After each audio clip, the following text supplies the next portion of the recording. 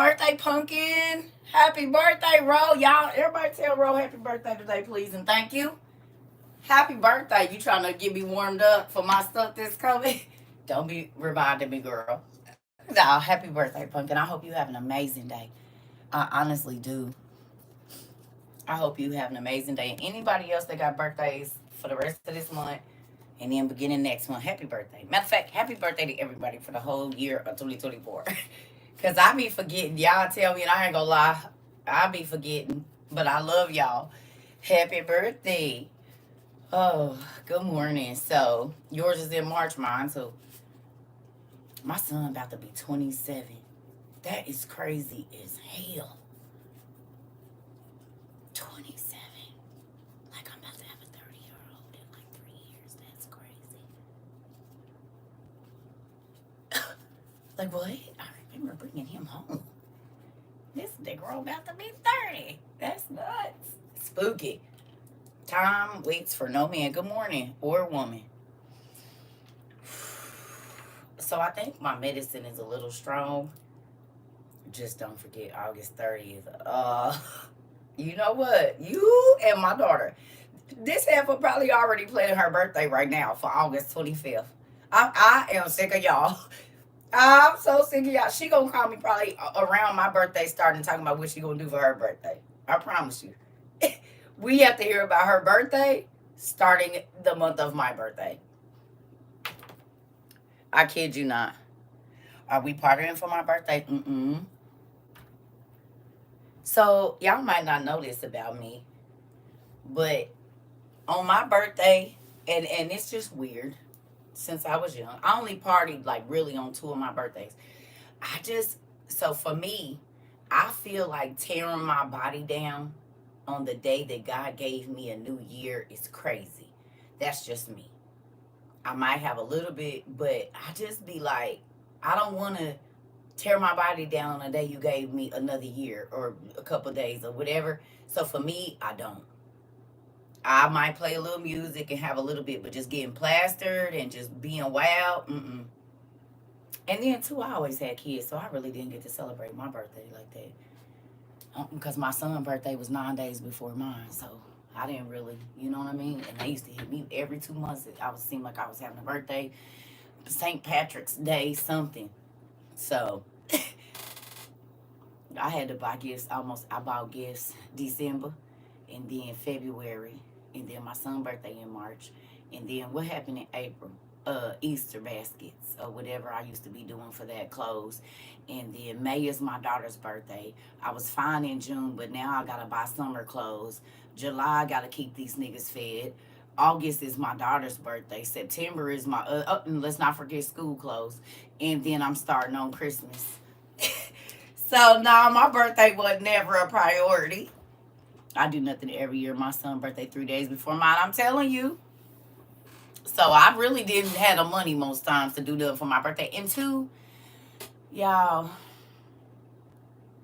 y'all can tell some stuff just don't move me.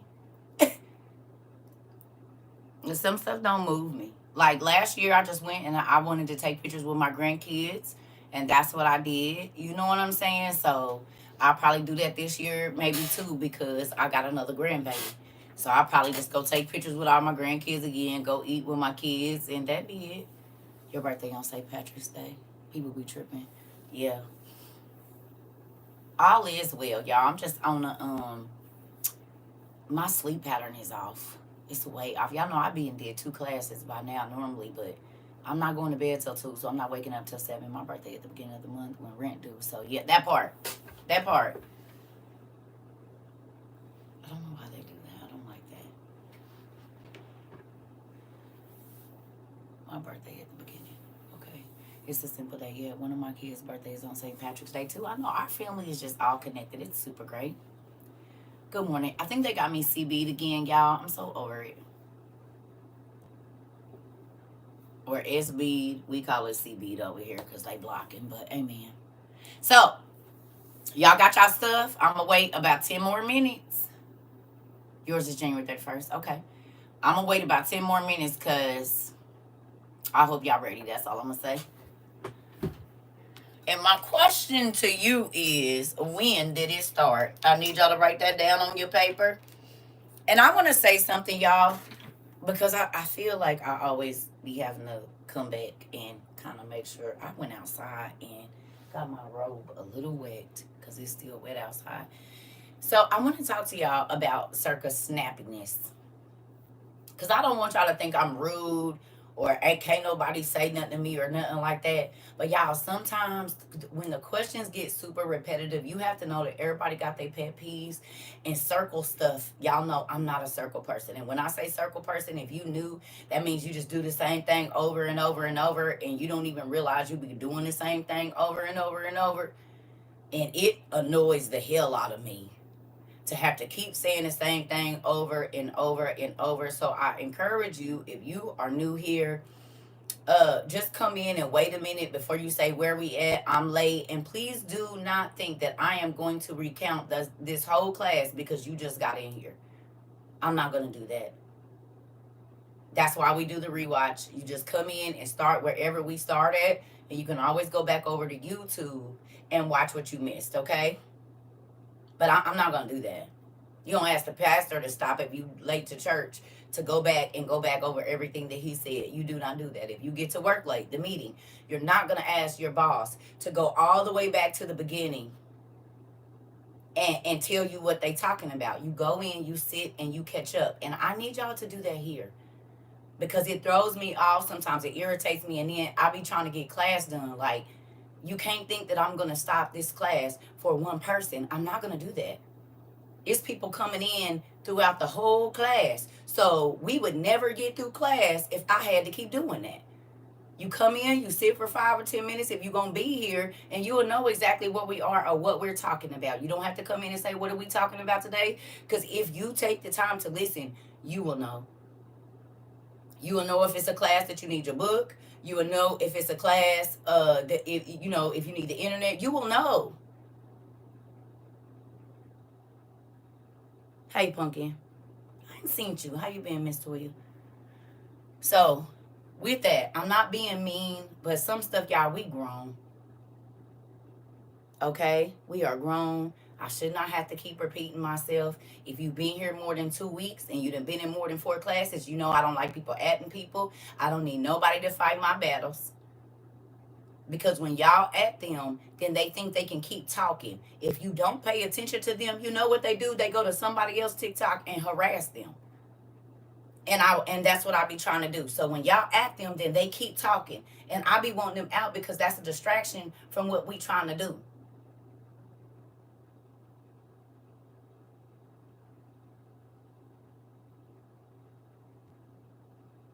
Okay, you said I be wanting to comment while I be watching the YouTube.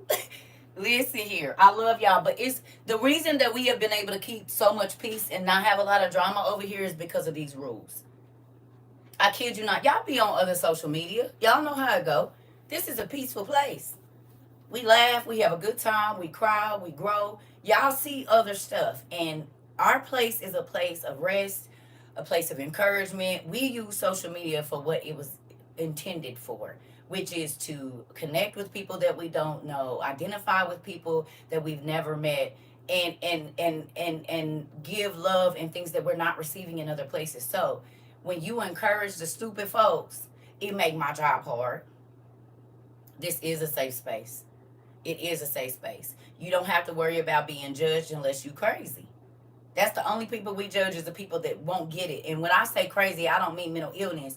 Well, kinda. But I mean, like, if I ask you to leave or I say, okay, it's okay, I don't agree with you, we can agree to disagree, and you don't leave and you just keep trying to aggravate me, that's stupid. Like, that shows that you're not mature and you don't have good cognitive, I'm not intimidated by that. Lord forgive me, but I be thinking y'all slow. And I'm not talking about y'all, I'm talking about the people that come here and do that. I'm going to need you to go see a doctor because grown folks understand to know.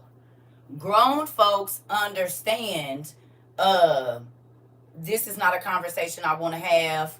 Can you please leave? Now, I don't know how people raised and all of that, but I don't play that. I'm not going to play it in person, and I'm not going to play it online. Like, I don't do all that. I know that's what the internet is and all of that, but as y'all see, I be by myself because I really don't like people like that.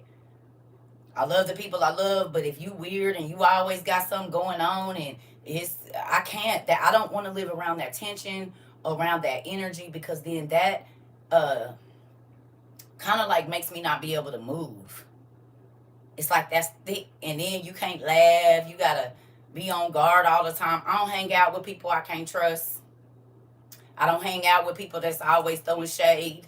I don't hang out with people that I have to stifling. Come on now. I don't hang out with people that I have to dumb myself down for. And you always mad and can't take no whatever. Like, I don't do all that. I don't do messy folks. If I see that you always talking about people, I'm going to remove myself because in a minute you'll be talking about me.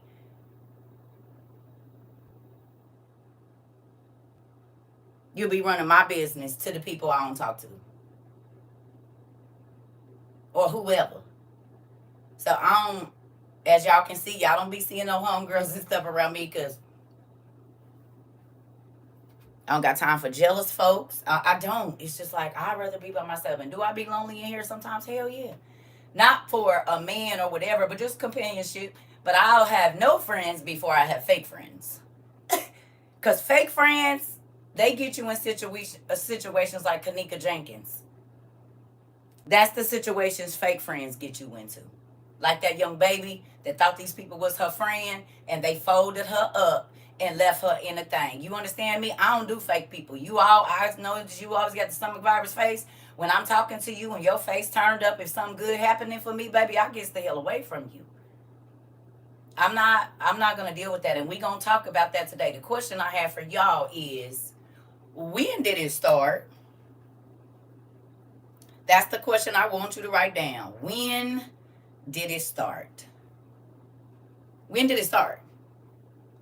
That's the question on our. Once you write your time and date in the right hand corner, because it's school. If you not at work, okay. If you're driving, I know. But if you sitting, you need to have a notebook today and ask yourself, when did it start? When did it start? Because sometimes we don't even realize when certain things became a part of our life because we just moving. And it'll be there, and it's like a sore that you can't see, but you can feel it. You see what I'm saying? You might have been bumped yourself. You're like, oh, what did I do? And then you lift up. You don't even know how you got a bruise. You don't even know where it came from.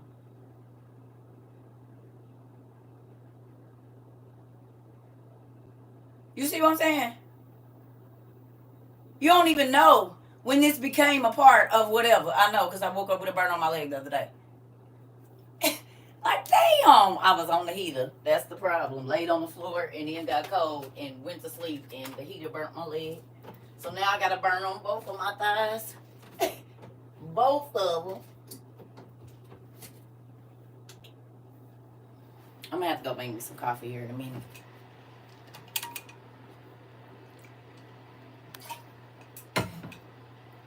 We're going to be all over the place today. You're going to need to be on the internet. We're going to sacredtext.com, the first book of Adam and Eve. No, I don't.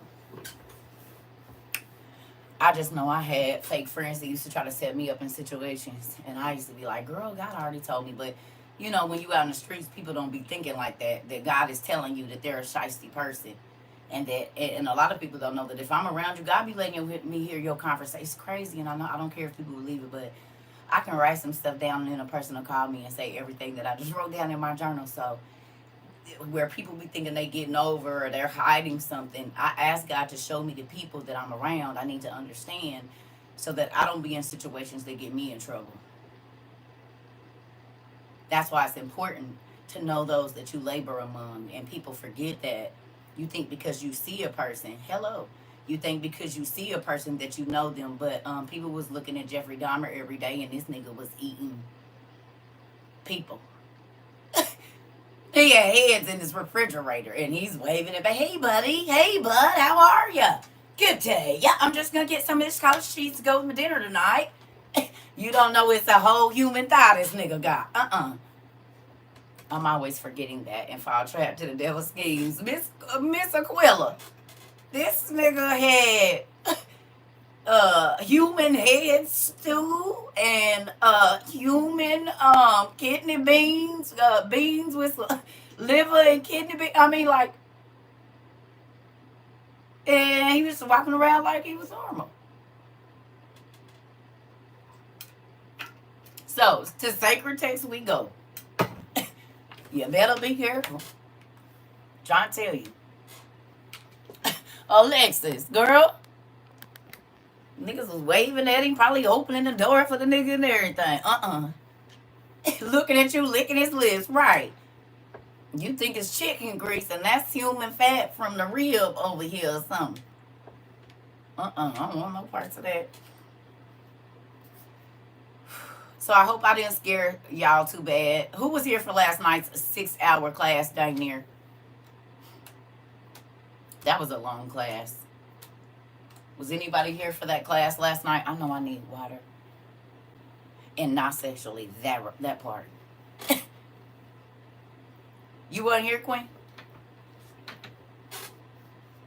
Did that make anybody think about their life?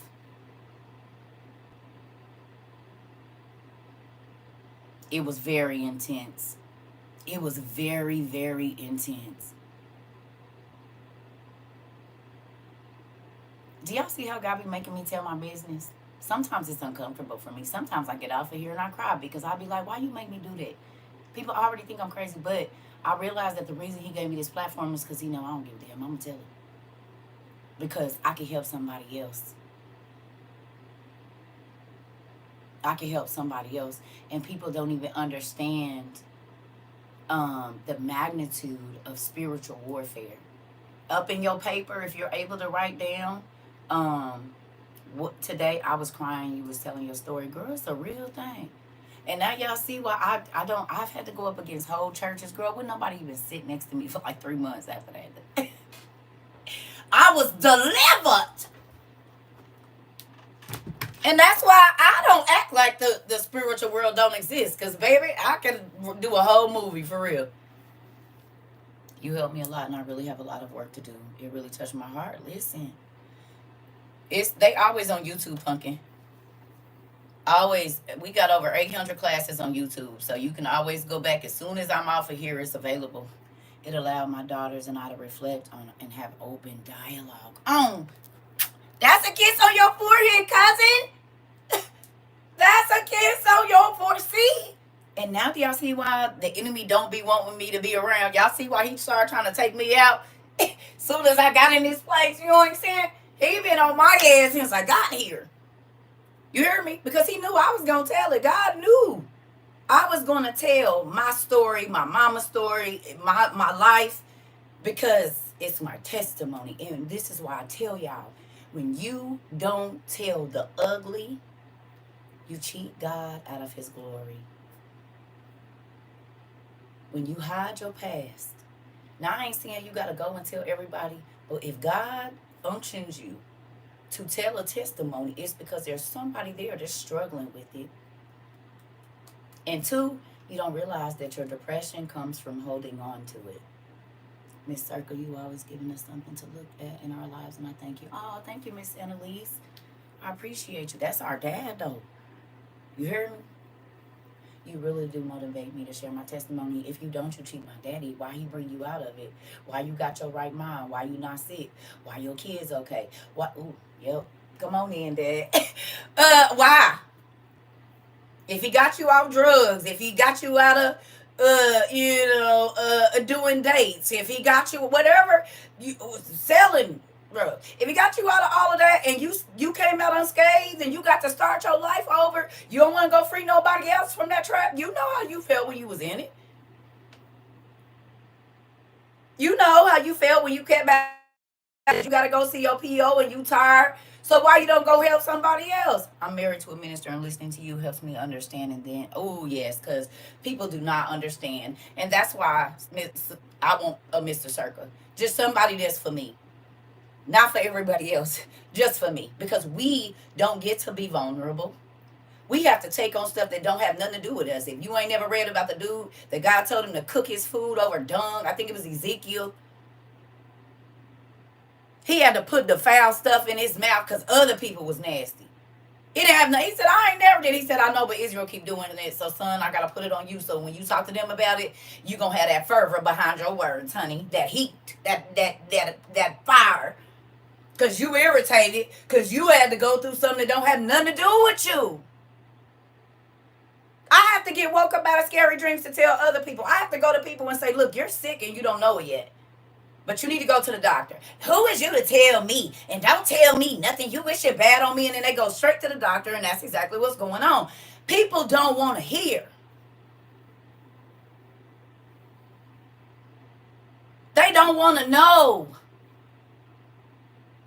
A true prophet of God or a person that God is using, they're going to go through hell to get that message to you. We are literally fighting for our souls, our minds, and our lives every day. You don't think the enemy want to take me down? People all around the world, their lives have been, millions of people's lives have been changed in one way or another. Yeah, that nigga want to get me out of here. It's folks that never read the Bible that's reading the Bible. It's people all around the world that are understanding and asking God questions and teaching their children, God, wait, you think the devil ain't coming? Of course he is. So I'm scared today. Because like I told y'all last night, it has been the people that love me that tried to take my life. The people that said they was in love with me because that spirit would wait until I connected with the person and I cared for them. And he would start to show rear his face, come to the surface. And it would be the same one. The same one been chasing me since I was born. You have there's an evil spirit, more than one, assigned to you, and an angel. That whole shoulder thing is real. And I'm going to show you another part of what we talked about last night, that when you don't heal and when you don't understand, the devil gonna bring the same thing to your kids. I'm about to show you. You said because you are the Lord of the Rings. Listen here. So I can't even, it's like Solomon type stuff, for real. I got to stay away. Like, Theo, you a fast tree. Go, Circle, get out the forest. The nigga gonna kill you. I'm for real. $100 niggas in my closet. Niggas stalking me up a drive, trying to get me fired, trying to get me kicked out. What's wrong with you? Go away. I'm serious. There's a man that followed me all the way across the country. And I was a kid.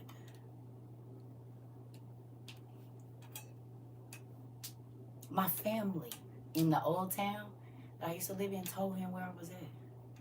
This man tried to kill me. And my family told him where I was at. Oh yeah, she on the West Coast. This man tried to kill me and you telling him where I'm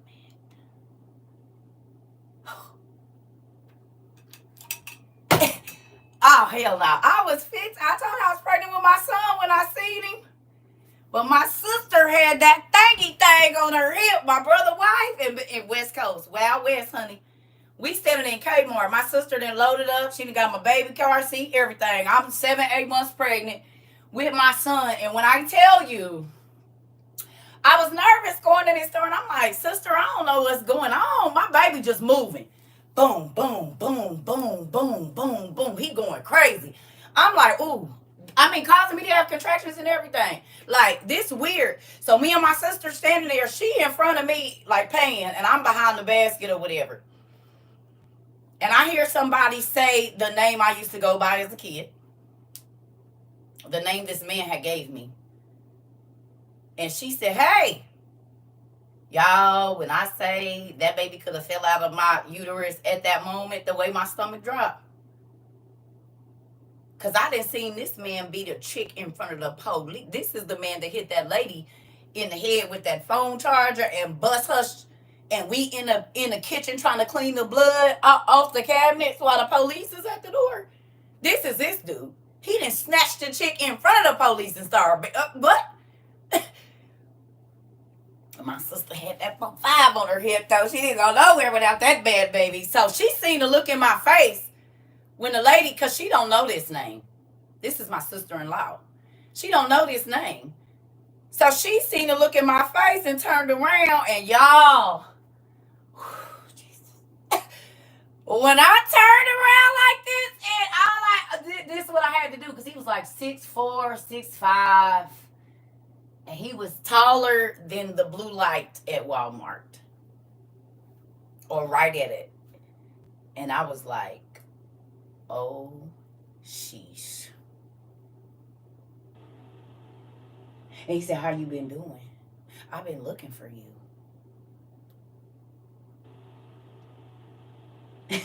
And my sister turned and said, it's all right. Come on around here, girl. We ain't about to have no problems today. None. None. Real thing. One day I was in the car with my dad, and I thought I saw this lady. And I was like, ain't no way they way out here. And it was not a month later that I saw them face to face in Kmart on 43rd Avenue in Kmart. Yeah, spooky. So the devil has tracking devices. He does. The devil has tracking devices. I have been tracked more times than I know, because I don't deal with stupid stuff. Once I don't want to talk to you, I don't care if that's my friend. I think one of my ex-friends was in here the other day. A person I don't mess with no more was in here. I seen the name. I said, nope, don't want no parts of that. And so then I made the comment, I don't know why people that I don't mess with be watching me. Most times when I make that, y'all, I done said something because I done seen the name that I know in here that I don't fool with no more. Why is you over here watching me? Because I don't care what's going on in your life. I don't mess with you. And this the only way you gonna get it is to come over here, because I don't mess with the people that I know you mess with either, because y'all messy. Y'all was just saying, hello. I'm like, don't. I just ignored them. They'll go away. Y'all like, welcome. No, the hell they not welcome over here, actually. Don't say welcome to them. But sometimes I just let them be in here. For real.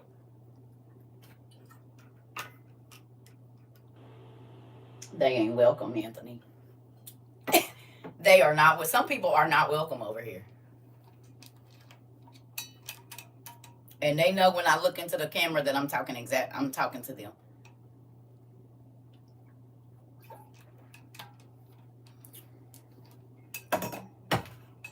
You hear me? Don't come in. I don't talk to y'all. Leave me alone. Go away. Go be with the people that you was with. Go on over there. Y'all want to know what's going on in my life? I don't care what's going on in yours. Bet that. I promise you I don't. People think I be playing when I say I don't want to talk to you no more. I mean that, ever. That's until eternity. I don't want to know what's going on. Nothing. I don't care what's going on with your kids. I don't wish you no bad. You just can't be in my life, and I don't even let you cross my mind. Forever, ever, ever, ever. You need to be away from me. So, now that that's said, most times when I say that, it's because I didn't see the name I know.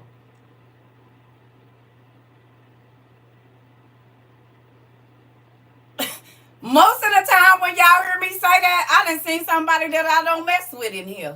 I just don't tell y'all because I know how y'all are, and I don't want people in my business. But I want y'all that I don't mess with to stay from over here.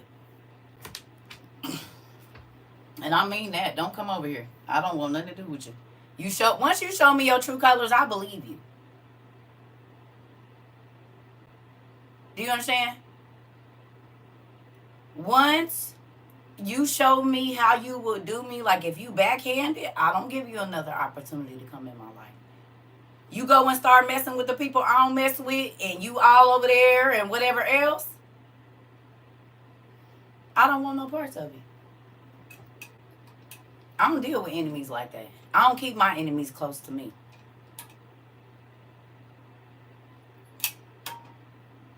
That's stupid. Keep your enemies close and your what? The devil talking to you. Hell no. I don't keep nobody around me to make my stomach move in the wrong way. If I get tense, my hands get sweaty around you and it's not a good feeling, oh, you can't come around me no more. I'm trying to tell you, I don't play that stuff. I don't want to be around my haters so they can, that's crazy.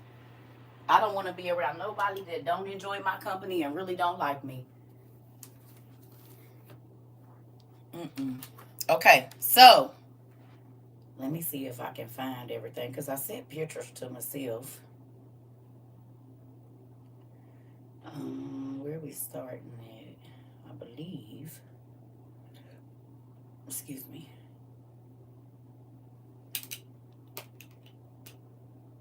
Nope. Okay. So it's not in the pictures, it's in the emails first. Okay. Thanks for what? Yeah. This world tell you to hang out with people that don't like you. That's stupid. Why in the world would you hang out with people you really don't know, that you know really don't care for you? That means if something happens, they're going to leave you. Do you understand that?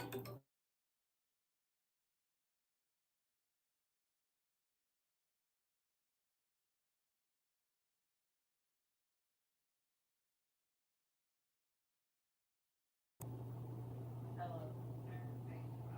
I did. Now, I want to use you in my life, but you did not say my real name, okay?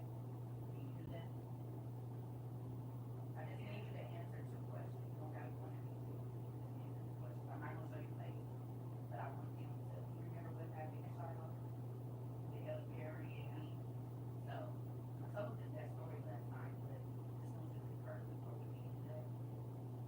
Just don't say our names right back when we get to it. Okay? I love you. Just don't say my name. Okay. Y'all, this is my real mother. This is my mama. When I was 21, did I have a deliverance ministry? Yes. And was the people at the church scared to sit by me? Yes. Oh, man. And was your daughter 115 pounds and them folks could barely hold me down when they was calling them demons out of me? Yes. Everybody said hi. So I'm going to call you back if it's okay when I get... Oh, let me ask you this. Is spiritual warfare real and have we experienced it? Yes, it is real. And yes, we experienced it and we still experiencing it. So this, I told them about this. Yeah. And my mom... Did you get the other ones? And pigs in the parlor too. That's another one. Yeah. We got the... Well, they have the other ones. I don't have them, but yes. So I'll call you when I get done. Is that okay? Okay. I love you. Yeah. I love you too. Bye. Bye.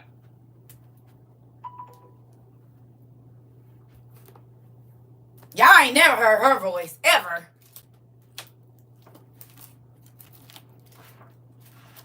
I just needed her to not say my name. Because she'll be and say, girl, that's my real mama. That's the lady I be talking to y'all about. And y'all see what she said.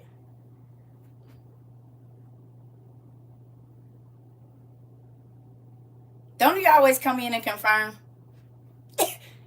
And she don't even live where I live. I rarely talk to her, I guarantee you. I called her to check on my dad today. That's the only reason she called me back. She ain't got no reason to lie. Good morning. Good morning, sis. You hear me?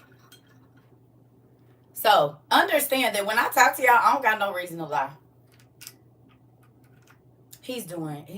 I seen him yesterday. He was moving around on his crutches and stuff, so that's why I be trying to tell people. Folks, get up here. It's a book about deliverance. Carlos Peterson. It's a book about deliverance. Yeah. This is a series. He came to set the captives free, prepare for war, and glorious No, that's what's the name. It's three of these by her. Yeah. So understand, y'all. I don't do this for no fame. No, I do this because this mess is real, and I've been dealing with it all my life. My mother is the first person that I saw get a deliverance ministry, and it scared the hell out of me. I was only like 5 years old. Then we had traveled to another church, and somebody there, all you hear is this high pitched scream. You heard me? I was young, so I was exposed. I remember when they used to take the babies, young kids. All the kids, somebody, they started doing a deliverance ministry. They instantly took the kids downstairs or to a room and had somebody at the door praying because they understand them spirits got to go somewhere. And they know that they be wanting to hide in kids. They need a new host. Just like what you saw in the movie Following with Denzel, when that spirit would be jumping bodies, if it's open, it just need a host. It'll use a little kid. If y'all seen Shocker, that little girl was dragging her leg. That little boy, they don't care. Trying to tell you. And folks be like, oh no. No, you better know what you're dealing with. If them demons can get in your babies, and then the doctors just say it's mental illness, and you keep on feeding them medicine that is the name of demons, what do you think that's happening to your child? All your medicine is named after a literal demon of hell. All of it.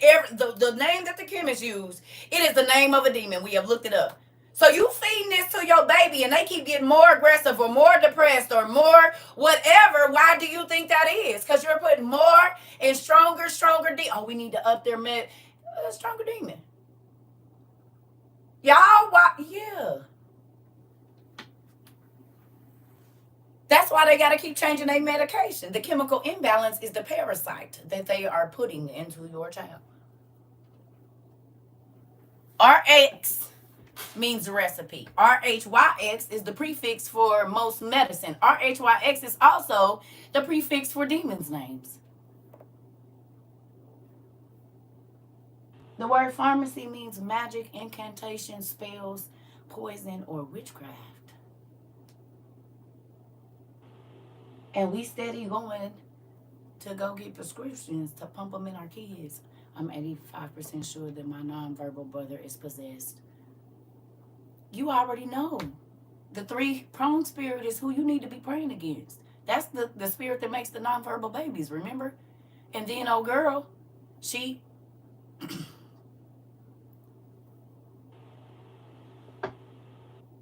I believe in everything you say because I can go and research everything you say and see it's true. Yes, ma'am.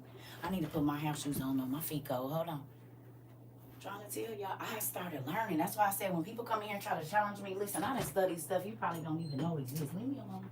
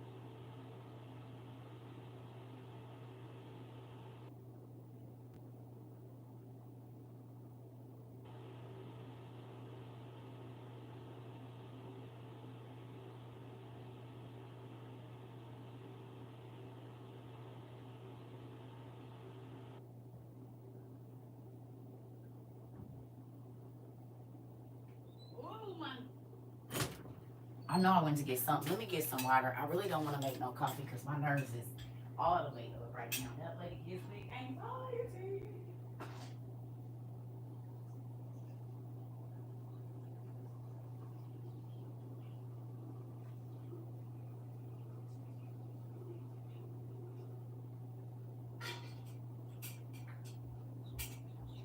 If I didn't think she would say all, I let her come in these classes and tell y'all some of the stuff we've been through. But she older, so she don't be knowing about the internet. She'll be and got carried away and said some stuff. Yeah. Do deliverance happen when they make exorcisms? Yes and no. Lily, yes and no. Yeah. Yep. Because demons make you do stuff you don't want to do. So if you find yourself not being able to stop something, right? No matter what you try to do, most times that's demonic influence. Most times that's demonic influence. If you find yourself like you can't control it, most times that's demonic influence. And see, this is the thing. Because churches are not teaching spiritual warfare anymore, these demons can hide under the guise of mental illness. And one demon doesn't just mean that there's one. The Bible tells us that there's one demon that gets in and he holds the door open for anxiety. Can be used two ways, because that whole when your stomach is moving, sometimes that be God warning you to get out of a situation. But the devil kind of uses anxiety too to keep you running. Yes, it's like an alarm system. Because think about it. Anytime you done walked into a room and something is weird, you start to feel anxious because energy don't lie. There have been people like, nah, man, I can't sit here. Man, nah, I gotta go. So sometimes it can be an emergency system, like, go, get out of here, this ain't good type thing. I pray for my mother-in-law, who at times when she gets sick becomes a complete mute. Girl, if you don't read that thing about remember I told you about the coma? Okay. I was getting ready to say, because, yeah. See, if you read these two books, it's going to talk about demonic illness. That's, okay. When the doctors say we can't find the cause,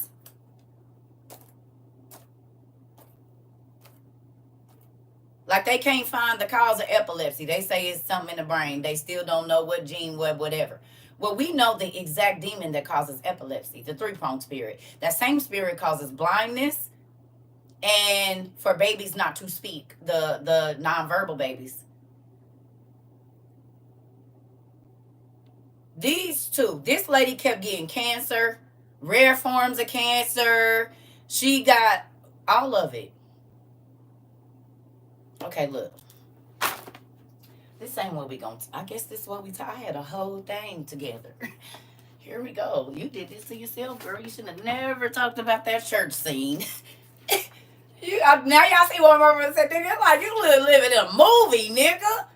This is crazy. I was 21, my brother was 20. He said, "Nigga, this is like a movie." What book is what?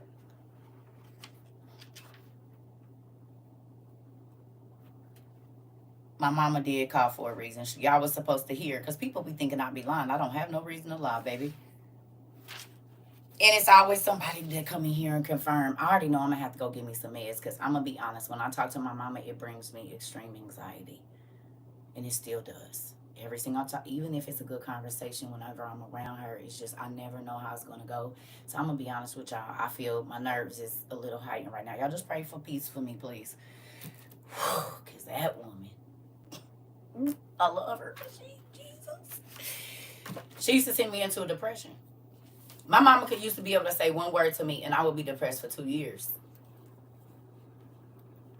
Hating my life, thinking that I wasn't never going to be nothing. And I love her. I understand. But this is why I say, if you don't heal as a person, then you will destroy your children. And that's what the spirits want you to do. They want you to destroy them so that they can get in them and inhabit them. And so when I help y'all, I help her. When I help mothers and fathers see,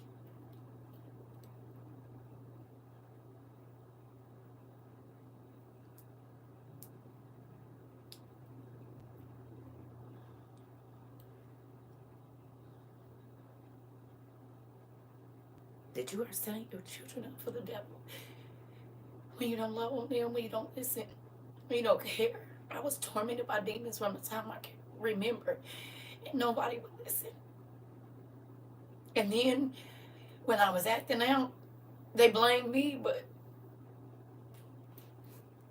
you have to listen to your kids, and you can't throw them to the devil because he's waiting on you to throw them out. He's waiting on you to give up on them. He's waiting for that. He's actually been facilitating that. I'm trying to tell you.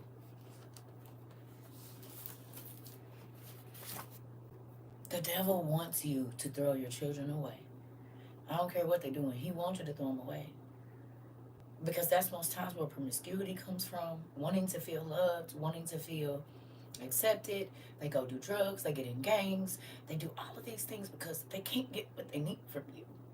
And money or status or church, this and that, or whatever it is that you do.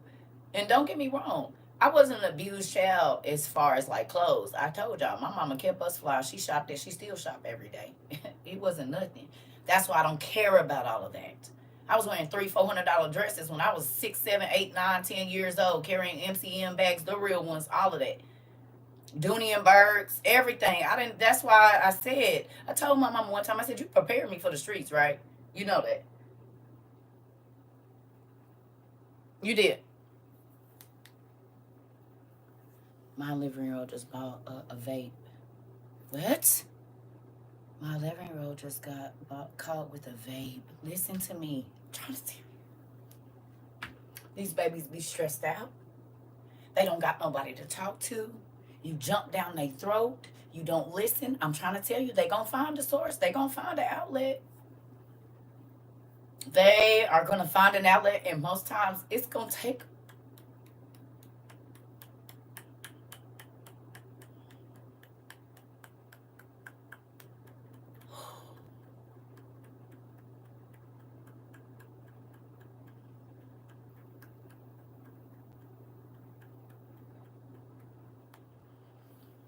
it's going to take them to a place that they never ever wanted to be. And they can't call. My mama used to tell me, if somebody is doing something to you, don't call. If they trying to kill you, don't call me. Go to jail, don't call me.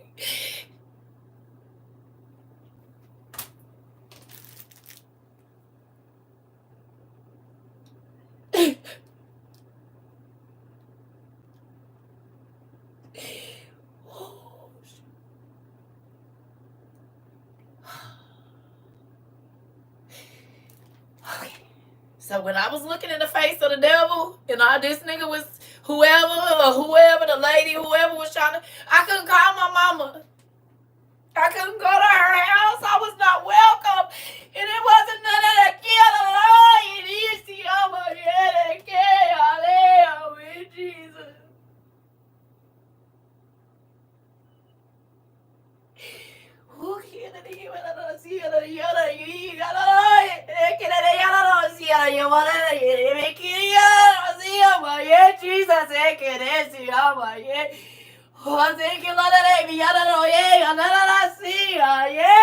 Thank you, Jesus.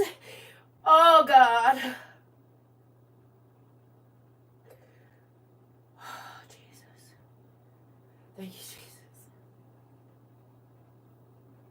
Jesus. Okay, I'm sorry. Jesus. God is not fake to me. He's all I've ever had. Since I was 11 years old, I didn't have nobody to protect me.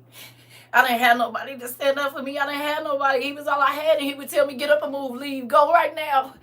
Don't get in that car. Don't go nowhere. They not good. Don't, keep walking. I have been, listen, y'all don't know how many times I done been in the hand of the devil because I couldn't go to my parents. I couldn't go to my family. But it was God that kept me. What is an 11-year-old going to do in the streets? You can't rent no apartment. You can't. I'm trying to tell y'all. Y'all better quit throwing y'all kids trying to impress these church people, the internet. Y'all better quit doing y'all kids like that. I am a living witness that the devil wants you to do that, and he will send your baby through hell because you don't want to learn your child. Do you hear me? He wants your baby. He wants your son and daughters. He wants to put them in situations that will cost them their soul and their life and their everything. Money, prestige, clothes is not more than you spending time with your baby, listening to your baby. You better. Because the devil always talking to him. He don't never stop. He always present them with something. Come on. Come on. I know she don't care about you. I know they don't listen to you. I'll listen. Come on. No, take this. It's going to make you feel better. No, let me do this to you. It's going to make you feel better. He don't. We about to talk about it today. This is what the message is about today. When did it start? And how Satan has been an enemy of family since the beginning. This is what the message is about today, and we about to get into it. I just need like 2 minutes to get myself together, y'all. I'm sorry, but I went through hell for 30 years. I'm trying to tell you, and I don't want no sympathy because God kept me. But there are some things y'all wouldn't even, you wouldn't even believe. Spiritual and carnal, that I have survived. And it is nothing but the grace of God that I'm healthy, that I still have my mind, everything, and that I even still want to be here. So when people get on here talking crazy to me, you don't know my life before now. I'm about to be 44 years old. You don't know nothing I've been through. None of y'all do, unless I tell you. And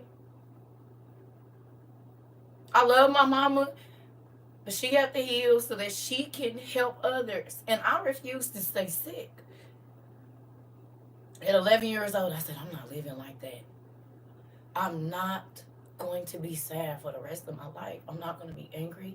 And this is why I don't do, because I lived that for the first 11 years of my life. I lived scared that I was going to die. I didn't know if I was going to get up to school in the morning because there was a threat on my life. By the time I got here, my own mama would stand up and tell me I could have killed you in your sleep. Are you crazy? I seen demons in my own mama eyes. On top of her face. I know what kids go through when they go home. And my mama wasn't on no drugs. She didn't drink, smoke, nothing. So she was completely sober, honey. I can't say it was no liquor, no alcohol, no nothing. But when parents have been through abuse and they don't take care of it, those demons will torture your children through you. They will torture your children through you, and you just thinking it's you, and then you are torturing your children. Them demons will come to the surface when you get angry and peer out at your children and make them afraid. Fear, demons feed on fear. They feed on that. They feed on angry energy, arguing. They feed on everything negative.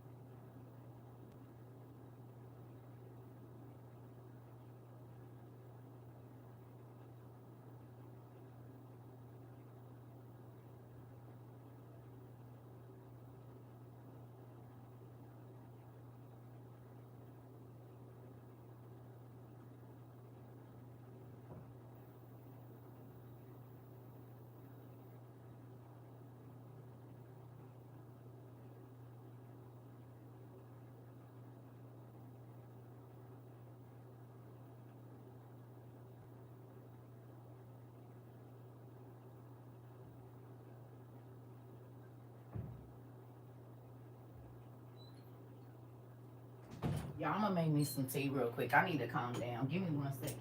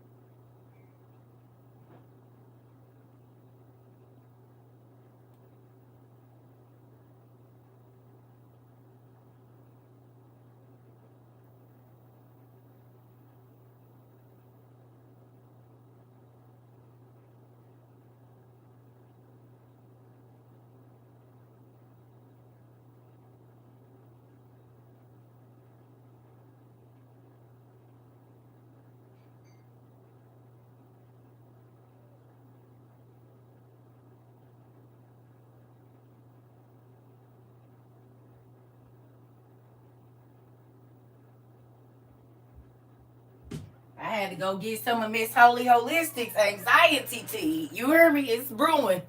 Give me a minute. I still love y'all. Whew. I hope y'all still love me. That's why I said this. I be having to bring up some ugly stuff. Boy, that stuff be hitting a little different. You know, I try not to think about some of this stuff because it be crazy for real, for real. Like, sometimes when I sit back and think about all the stuff God brought me through, I can't do nothing but cry because I know it wasn't nothing but Him. Because I didn't have no family support. I had to depend on strangers. I didn't get my love from the people that had my blood in them. I got my love. It was a lady, she used to see me walking. And she ended up being my niece's grandmother later on in life. But she used to,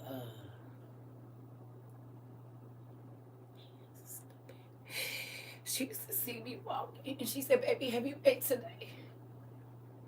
And I wasn't on drugs or nothing, but she knew I was young. And this lady, she said, what you like? I said, I like potatoes. And she would cook for me and send me out with something else. And then she ended up becoming my niece's grandmother because my brother ended up dating a lady. So it was cool that this lady, like, y'all didn't see the kindness of people from all over the place. People that you wouldn't expect. You know what I mean? And that's why I say I know homeless people share. I know people that don't have a lot, they share. It's the people that got a lot that's stingy.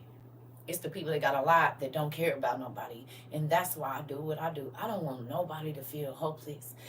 I don't want nobody to feel like they don't got nobody that love them, that they don't got nobody to care about what hurts them. I don't want nobody to feel that. Nobody. I don't care what you done, who you are, what happened. That's why I tell her every last one of y'all, I love y'all. Because some people never hear that. Especially not from the people that they should hear it from. That's why I tell y'all since I got on here, love y'all. And first people wouldn't say it, and now they be like, love y'all, good night, right? Because you got somebody that care about you, whether you met them in person or not. Understand? I pray for everybody that come in here, new and old, even if people ain't here. I ask for everybody for God to give y'all peace, for Him to help you understand, to make your lives better. You know, whatever it is, because I don't know everybody's issues. I ask for Him to help people get off drugs, and I know how you do that is you heal the pain that they feel on the inside so that they stop wanting to numb it. That's how you do that. So that's why we do what we do over here. This is not about fame or none of that. I really want people to be okay. I really want people to be okay. Like, I really want your mind to be okay. I really want you to be able to help your children and the people around you, your parents, whoever, because they struggling too. But they got to be willing to change. But you got to change first.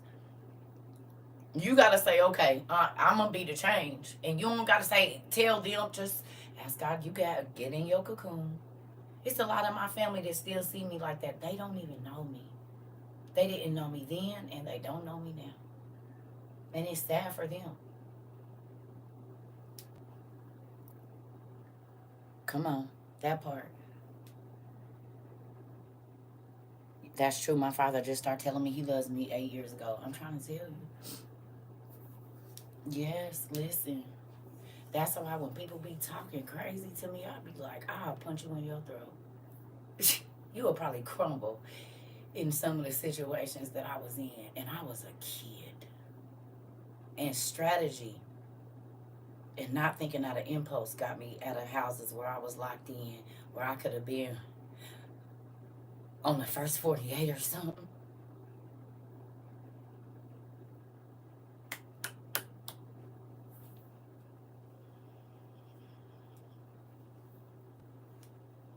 And I was a kid. Wasn't no cell phone, wasn't no social media. Leave me alone. You better leave me alone. Should have been on the first 48. Should have been on the. What you mean? Leave me alone.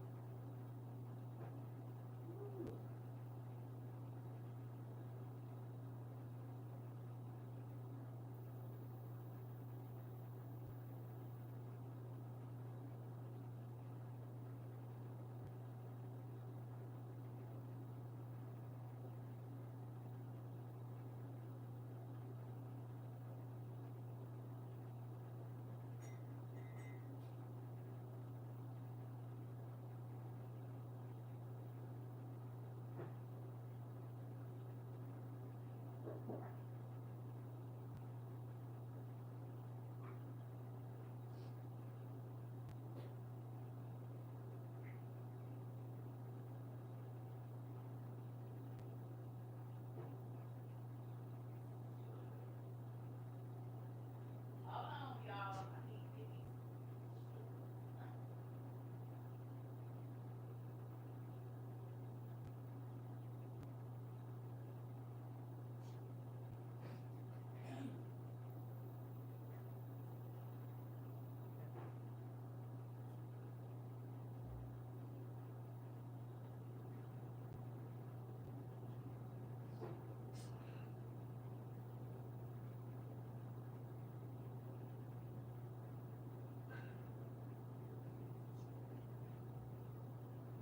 Ooh-wee.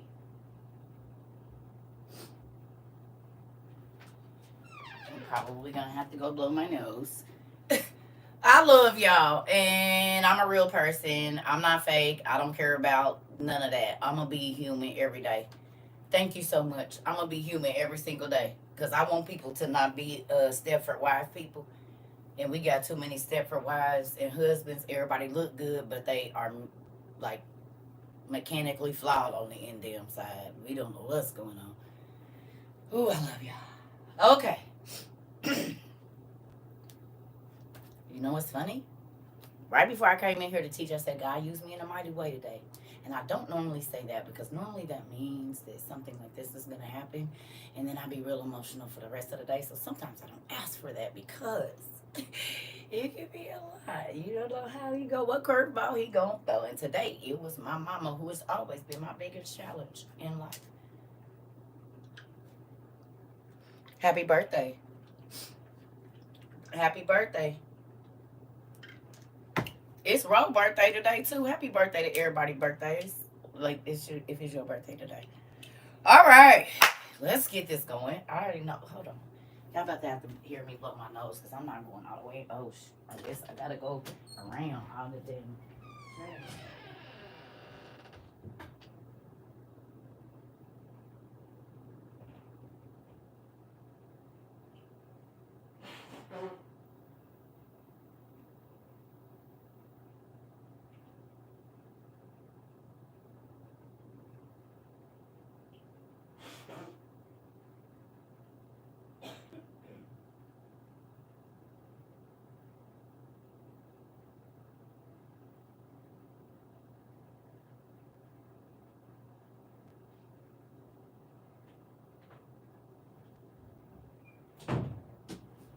All right. Normally I go in my room and blow my nose, but it is what it is today. I'm not wasting any more time.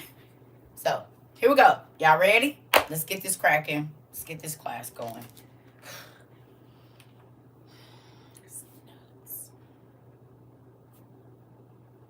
Everything happened for a reason, though. This I know. Now I can't see. My eyes are all crazy.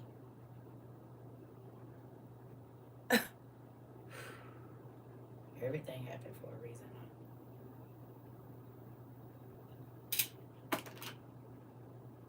Okay, no, not this one. Hold on. I sent them both to me because I didn't know what was gonna happen, so I wanted to make sure I could get back to it immediately. I have to go look in.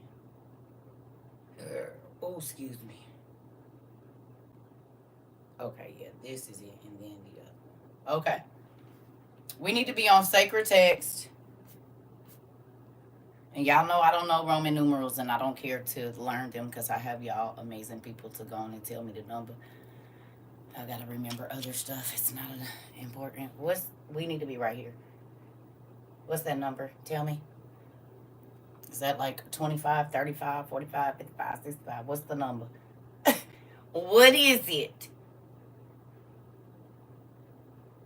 I don't have to know because y'all can know. I don't gotta know everything. Y'all gotta do something. It's 99. Damn. 60. Y'all don't know either. Next class, we're gonna learn Roman numerals. The hell? We all off. No. And I have a whole book about their language here, which is sad. Look here. Let me show you something. Well, that's Greek.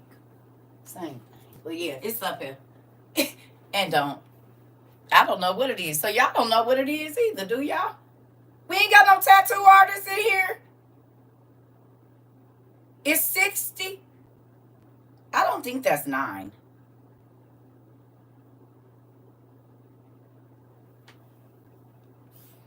This can't be 9.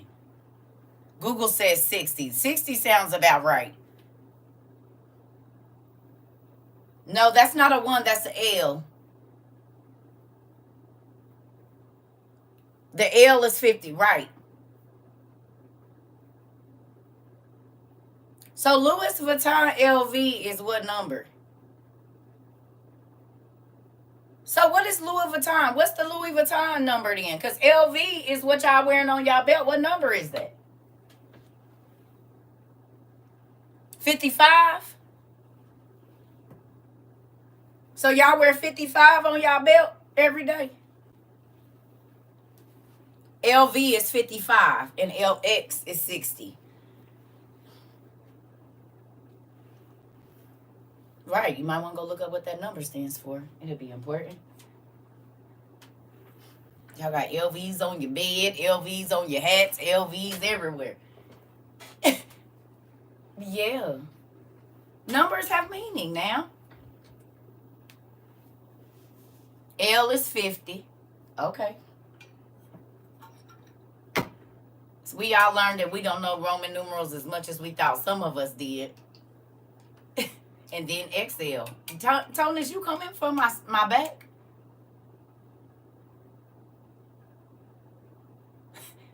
Is that what you doing? You trying to be funny, Tone? Talk about some XL? Is you coming for my back, Tone?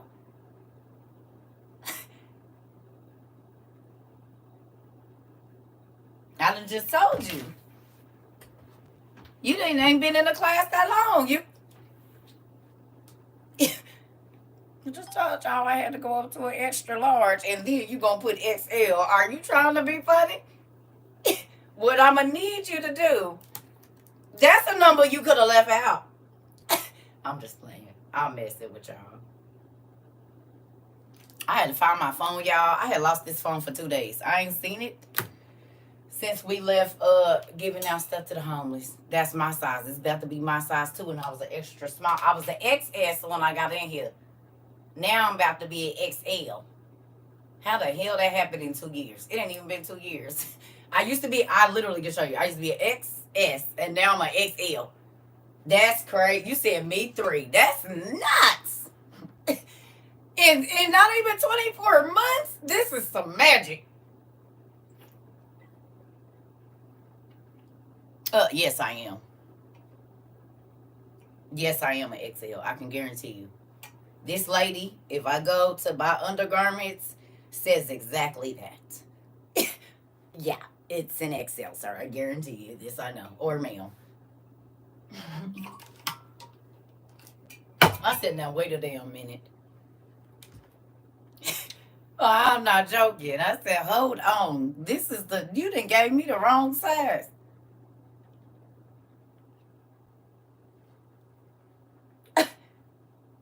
CERCA got her the wrong size.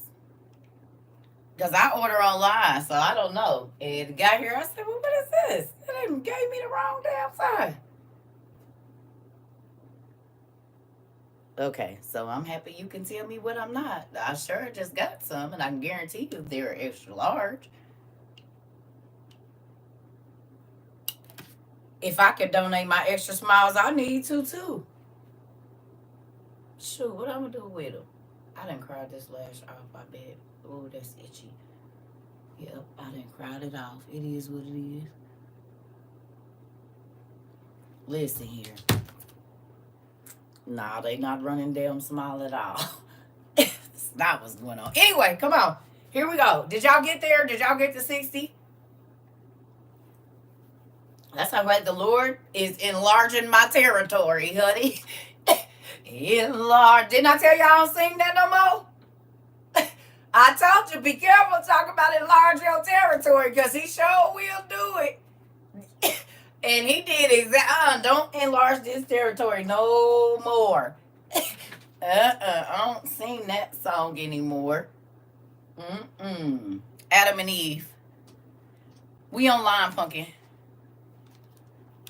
The power of the tongue. Don't enlarge my territory, not another inch.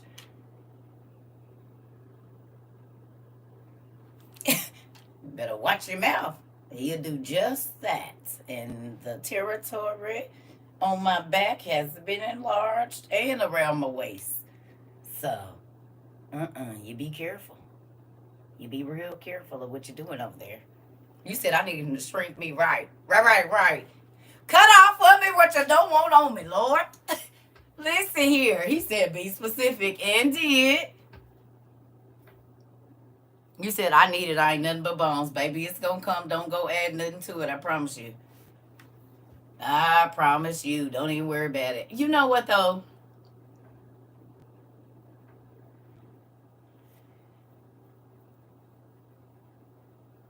Oh, I know. I just start. Yeah, I get you, Tasha. I promise you. I understand. I'm comfortable where I'm at too. I mean, I'm just adjusting. He didn't enlarge my territory, so you need a bigger lawnmower. You need a bigger tarp when you. You just gotta go up, and that's what I did. I'm fine. I'm fine with it. I said I went and got a new tarp. I had to go. I couldn't use a 16 by 20 now. Now I need to fix 56 by 80 or something. I don't know the measurements, but it just got to get a bigger tarp. It's okay. Ain't nothing wrong with it. Listen, you just get you a bigger tarp. That's all. Listen here. Just get you a bigger tarp. You be fine. You ain't missing out on nothing. Just get you a bigger tarp. And that's what I did. I got me bigger tarps. So, listen here. And a bigger lawnmower. That's it. And yeah. When you got more space, you got to get bigger tools. That's the problem. That's what you got to do. So here we go. Are we ready? Y'all done got there? Oh, man. This has been an emotional day. I know I'm going to sleep well this evening or as soon as we get out of this class. I probably needed to release that.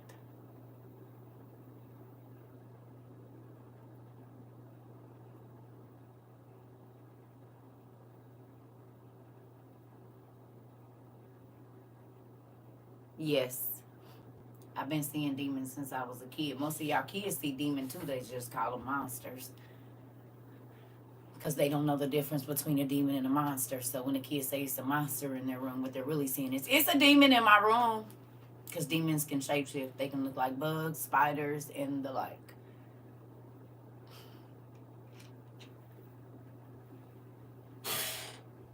That's what they be telling y'all. It's a demon in our house. They just call it a monster because demons are ugly and scary looking. So the monsters in your house are the demons. Girl, medium, large. Can I ask a question? Has anybody recently, their kid told them it's a monster in their room? Or they scared to go in the bathroom? Anybody got a kid to be scared to go in a certain space in their house right now? Who gonna be honest?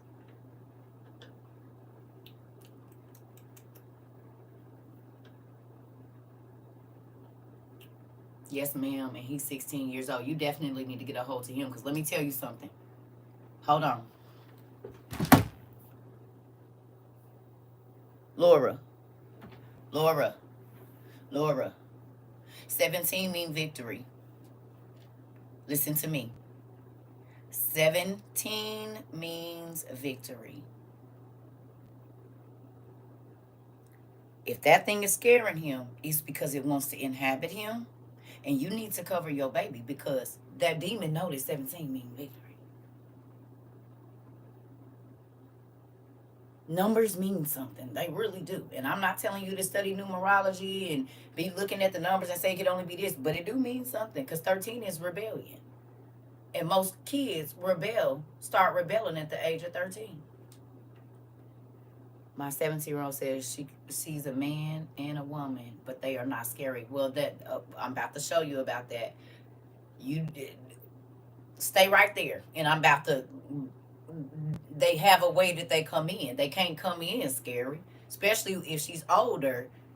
I'm about to show you. It's okay. It might be something that's already in there, though. It might be something you need to get out of your house.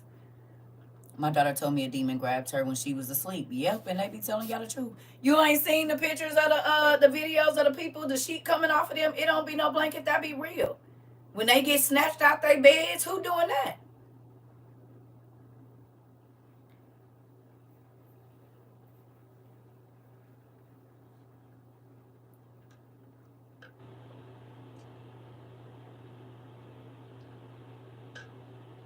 My son told me 2 years ago that he saw things in our old house. Yep.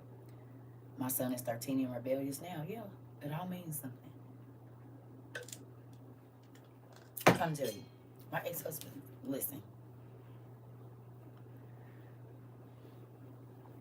Random marks and bruises on him waking up. Yep. All of this, y'all. You said, got my popcorn ready. Here we go.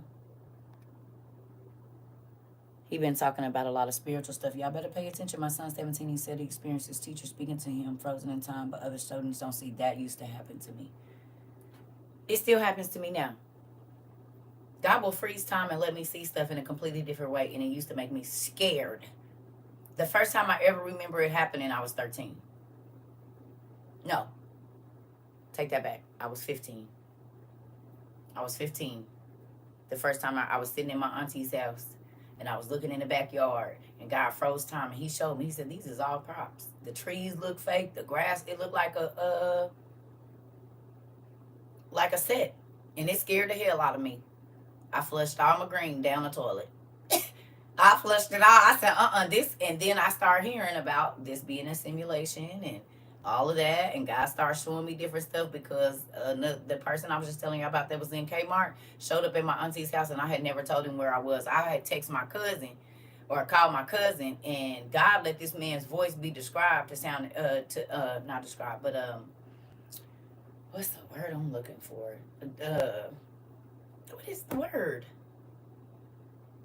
Disguised, excuse me, as my cousin's voice, because he was calling me early in the morning, and I gave this man the address and went outside, and he was out there. And I was like, how did you know where I was at? He said, like, I talked to you. I said, no, you didn't. I thought I was talking to my cousin, and their voices sound nothing alike. But the devil let that man's voice sound exactly like my cousin. They was supposed to be coming to pick me up. It was him. And he, listen, and this is the same, now this is in the town. Now, this is the same man that found me on the West Coast later on, in, like, within a year. Because I was 16 when I was pregnant with my son. I'm trying to tell you. Y'all be playing with the spiritual realm, but we about to look at it. Just go. Let's go right here. So everybody to the page. Let's get it. We gonna be all over today. Let's go. I'm trying to tell y'all. Here we go.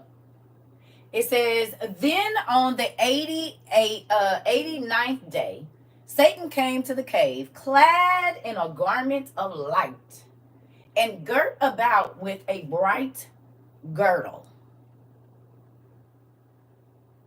So then he had like a belt around him that glowed like light. Okay? He had one that glowed like light. So he came looking like an angel of light. Okay? So it says, in his hands was a staff of light.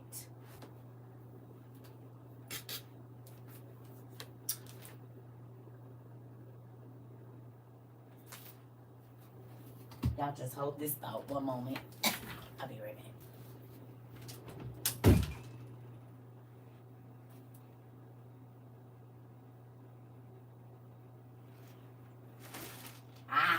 Hello. Here we go. Give me 2 seconds. Or like a minute. Y'all tell the newbies where we at.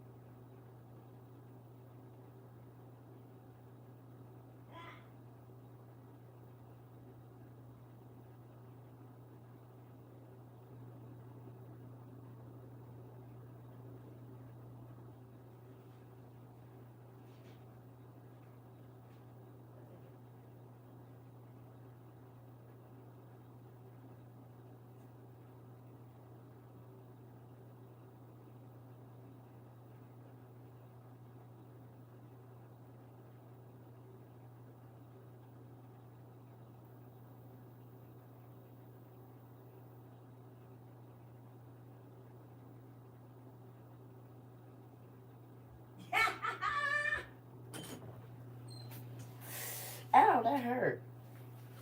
Don't do that, man. Y'all ready? Let me get this light off. Hold on. Y'all already know what's going on around here. Wait a minute. Why do I keep feeling like this thing is shocking me? I don't like that. He said,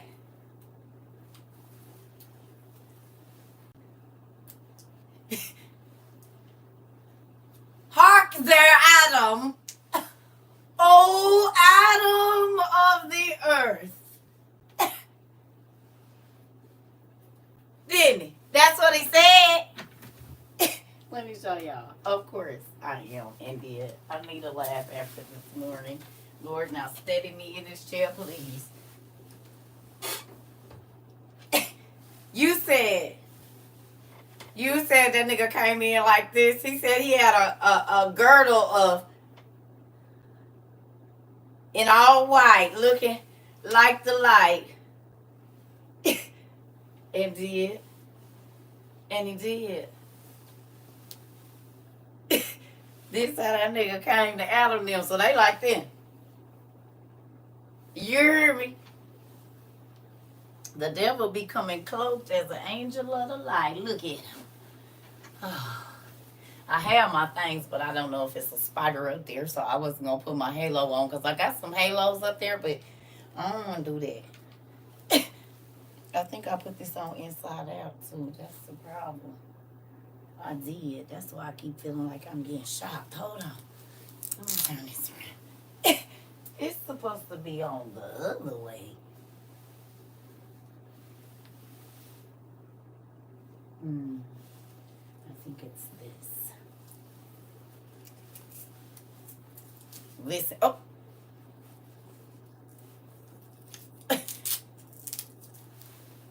All right, here we go.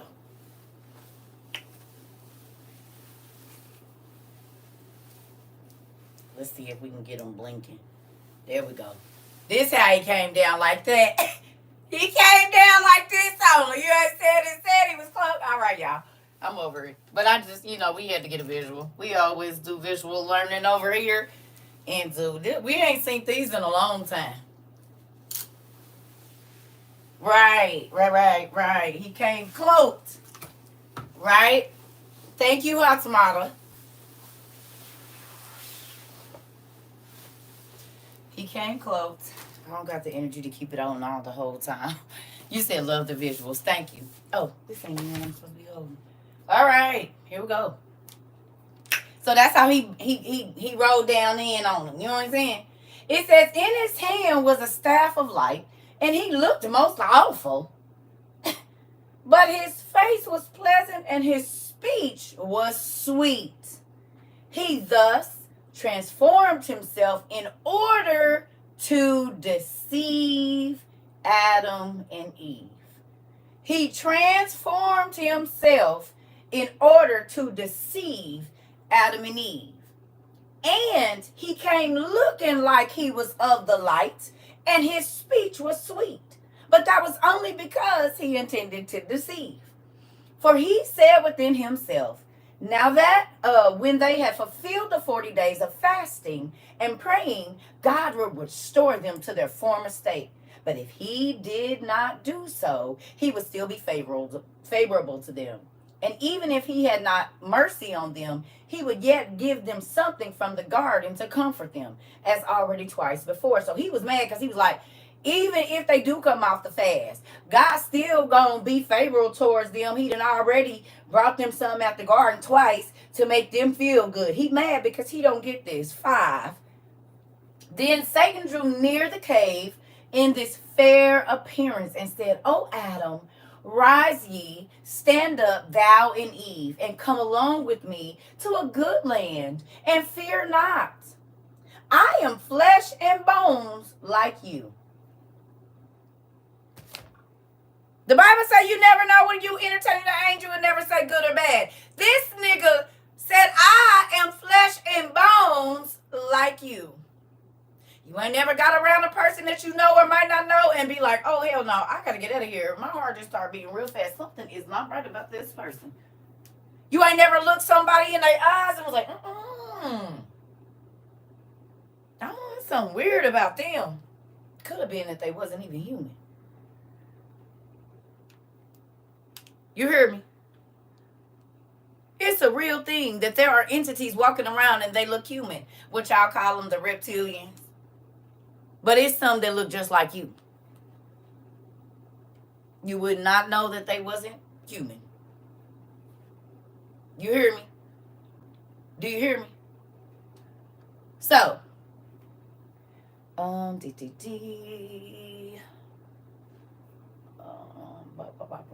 okay. He said, I'm flesh and bones like you. And at first, I was a creature that God created. And it was so that when he had created me, this is Lucifer saying this, he placed me in the garden in the north, on the north of the border of the world. And he said to me, abide here. And I abode there according to his word, neither did I transgress his commandment. Do y'all see what this dude just said? He said, God put me in the garden in the north side, and I didn't transgress. I did what I was supposed to do. I didn't transgress his commandment.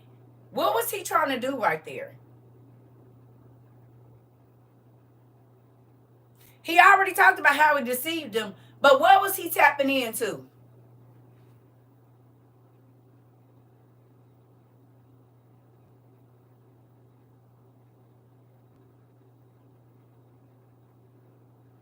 The guilt.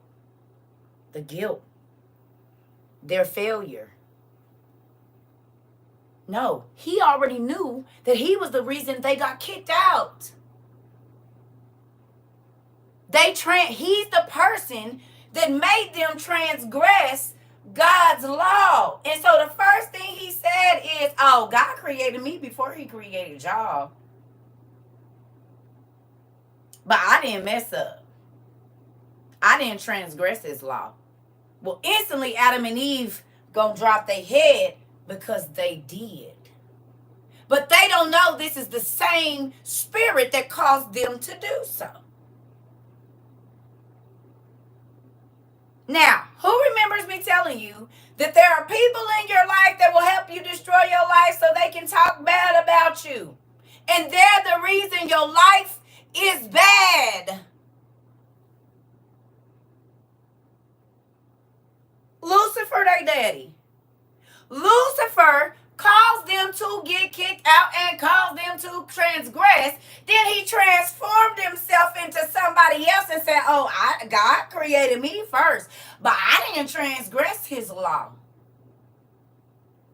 He caused them to lose out and then threw it in their face that they did. Are you understanding? There are people that will cause you to lose out with God and then talk about you when they the one that baited you out there.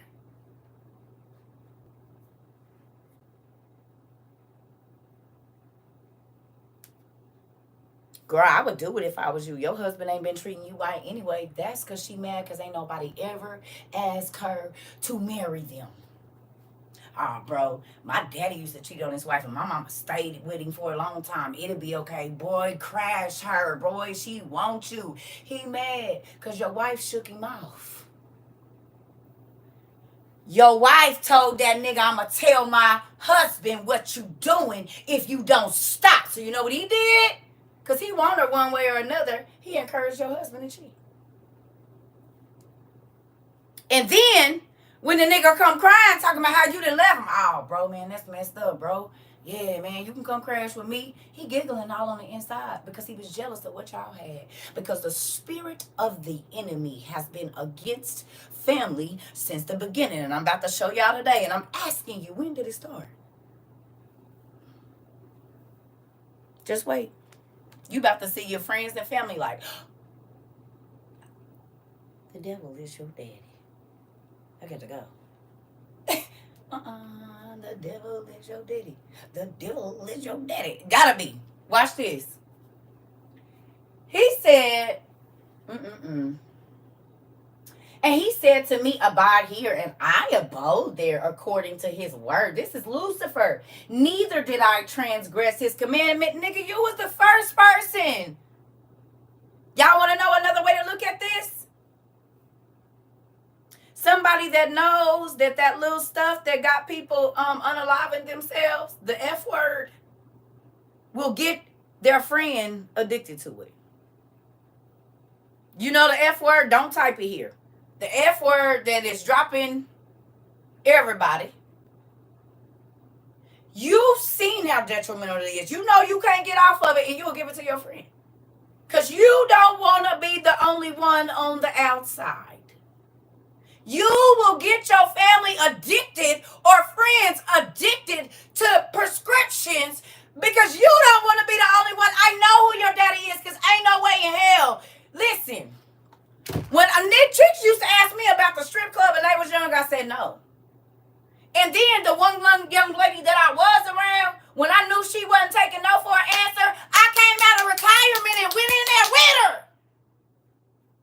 Oh, no, girl, you gonna, come on. Get over here. Stop talking to him. Stop talking to her. Get over here.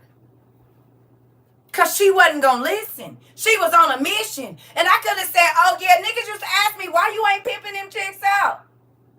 I said, nigga, I got 3 daughters. What is you talking about? So you will take a young girl.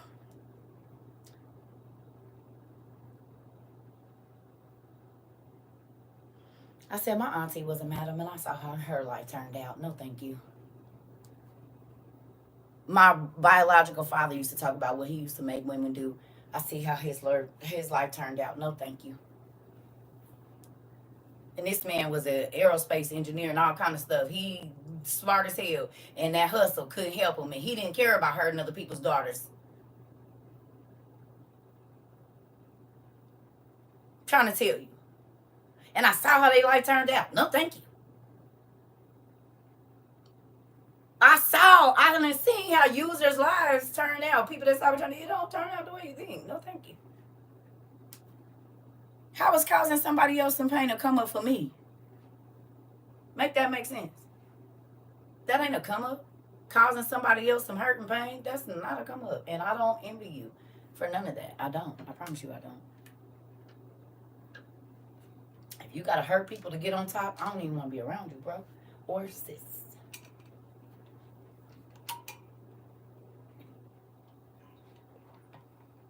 I'm cool.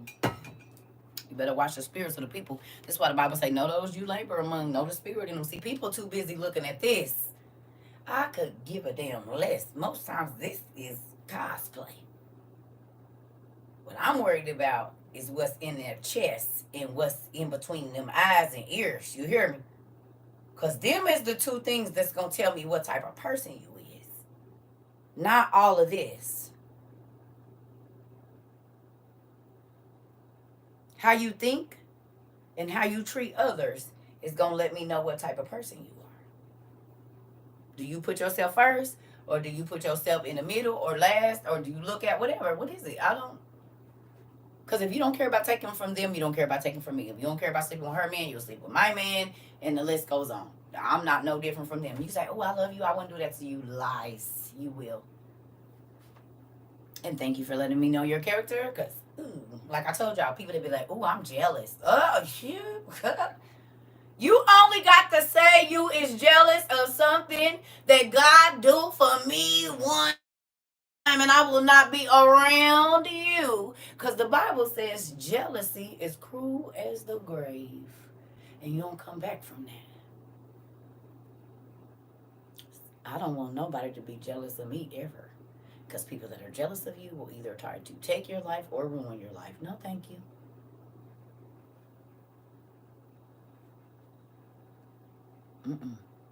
You put yourself in danger, huh? The hell? That's not smart. Why in the world would you want somebody to be jealous of you? That's crazy. Listen here.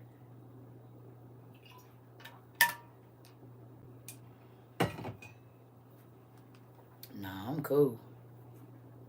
That's why I try to help everybody get to whatever it is that I have. If you want it, I can tell you how to go get it. I mean, you can't have mine, but I definitely put you on. Because like I said, when you want to be, all you got to do, the person that always got more than everybody, soon as something happens, them people run.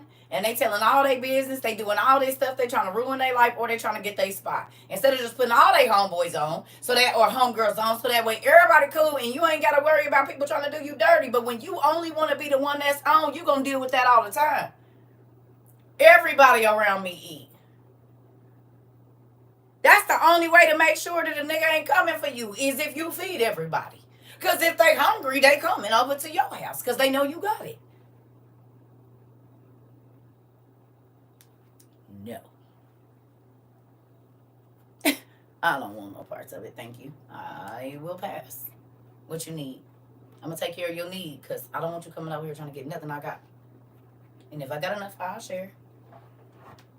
And if your heart is wrong, God going to get you. That ain't got nothing to do with me. And then he about to dump some more stuff on me. So then I'm going to have more to give. So it's just a win-win for me. Listen here, Anari. That's my grandbaby name. Well, hers is Anari. That's crazy. Inari and Anari. That's cute. Thank you. I appreciate it. That's why the Bible says some people will be so spiritual they be no earthly good. You can't help nobody because all you just spouting out scriptures. Sound like a broke tape recorder. Still what? I'm grateful for my experiences because that's how I was able to know God is real. Had I not experienced any of it, I'd be fake like everybody else, fake Christian. I don't want to be that.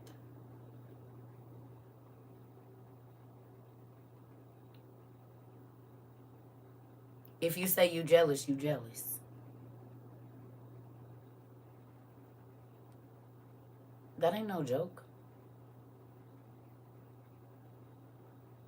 I don't care who it is. The moment you play and you say you jealous, I already know. I'm going to see the stomach virus face on your face. The next time something good happens for me, this is the face I'm going to get from you.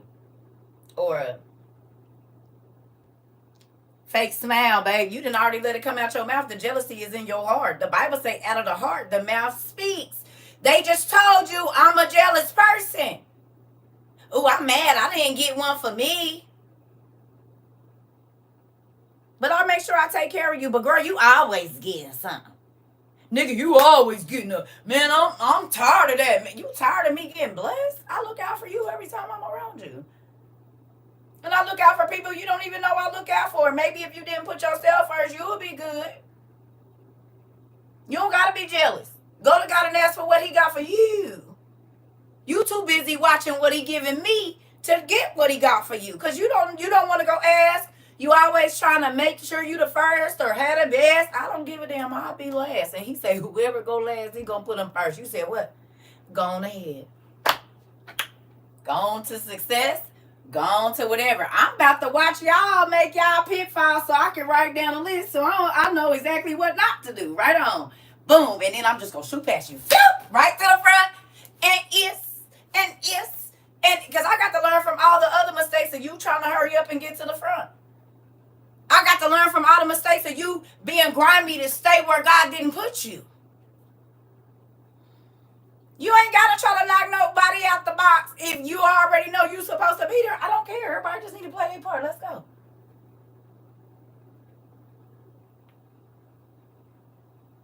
I don't ever have to try to knock you out no box. I'm just going to stand where it has my name on my feet, in my outline. The light going to come to me when it needs to. I don't got to push you out the way to try to stand in the light. I'm like the narrator from the back. You know what I'm saying? And so they don't know that I know this. And now she's going to walk in and act like I didn't hear her conversation. And then the lights come up and there's somebody there like, yeah, circus, sa. And then I come back in and say, but they did not know that she had already known. Like, what? I already knew. And I see how to deal with you. I knew 2 weeks ago you was going to be shiesty. Boo. I told y'all God had started telling me about people being double-handed, and it kept coming to me about them having their hand in 2 different situations.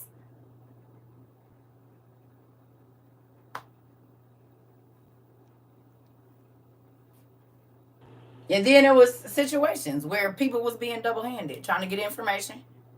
And then, but all the while saying they don't mess with me. But you calling and asking people that I know what my social media is and what I do over there and all of this, like you ain't seen, because how would you know I had social media unless you seen it?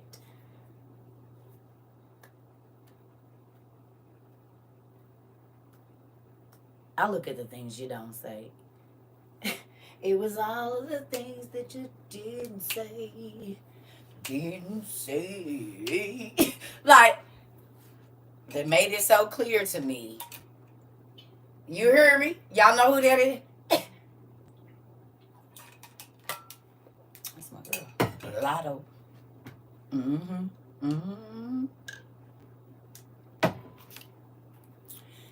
It's all the things you said, you said, and you didn't do. What? I'm paying attention. Anyway, moving on. Here we go. Okay. So it says, so he said, and he said, abide here, and I abode there according to his word. Neither did I transgress his commandment. 9, it says, then he made a slumber to come over me, and he brought thee, Adam, out of my side, but did not make thee abide by me. Lucifer told Adam, God took you out of my side, but he didn't let you be with me.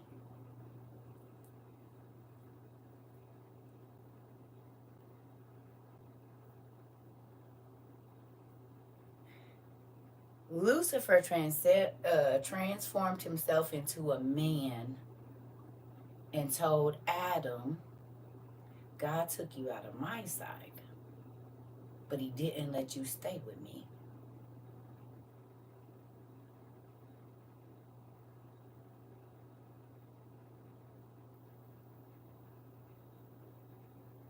That's where the Adam and Steve came from.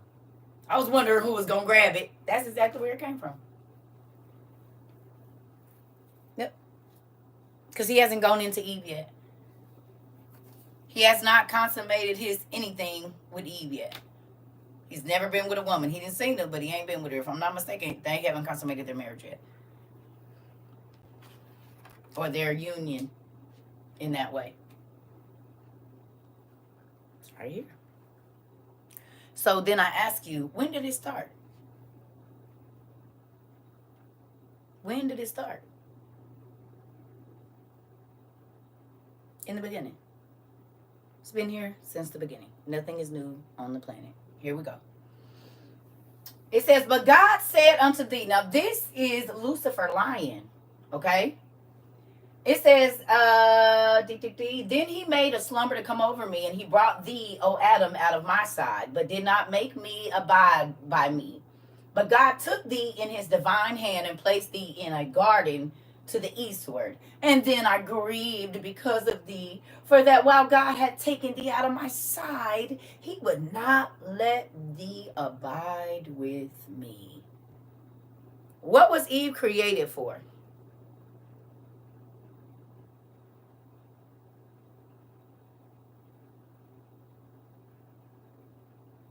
A helpmate. And what else?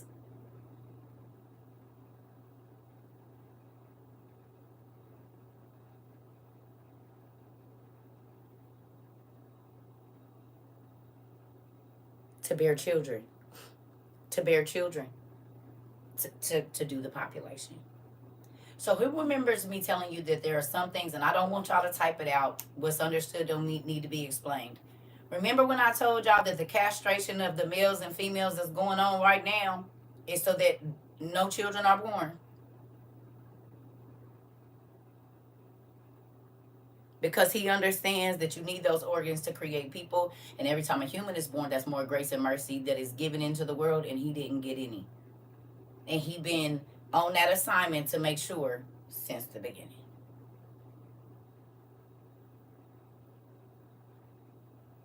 We about to see. Trying to tell y'all. Okay, watch this. This is why they took this stuff out the Bible, y'all. Why is this thing moving by itself? Now that's don't do that. Now that's spooky. It has not ever done that. That's weird. Okay. 12, it says, but God said unto me, grieve not because of Adam, whom I brought out of thy side. No harm will come to him. For now I have brought out of his side a helpmeet for him, and I have given him joy by doing so. Then Satan said again, I did not know how it is ye are in this cave, nor anything about the trial that has come upon you, until God said to me, behold, Adam has transgressed. He whom I have taken out of thy side, and Eve also, whom I took out of his side. And I have driven them out of the garden, and have made them dwell in a land of sorrow and misery, because they transgressed against me and have hearkened to Satan. You do realize that this is Lucifer saying this.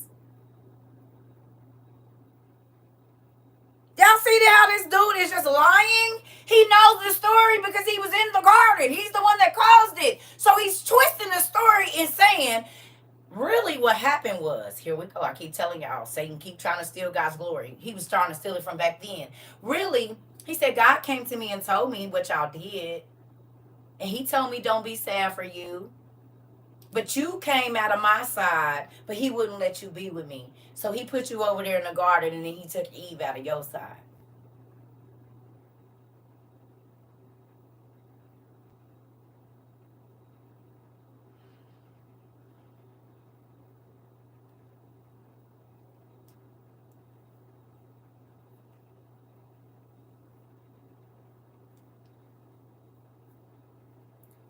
I'm not attacking nobody when I say this, but when men are hiding from their women that they are having relations with men, this is where the beginning of that started. I can pleasure you better than she can because I know what you're like.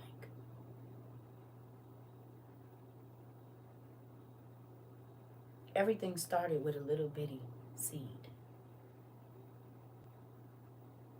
I'm trying to tell you. But it was all so no more humans could be born.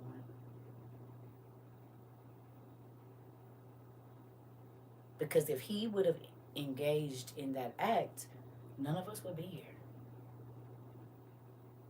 And Lucifer was flesh and blood.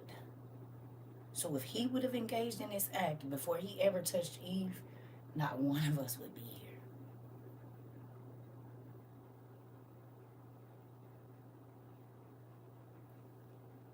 And I'm going to ask y'all again, when did it start? I'm not knocking nobody. I'm just showing y'all from the beginning. They took this out because then we would understand. They hid this because then we would understand.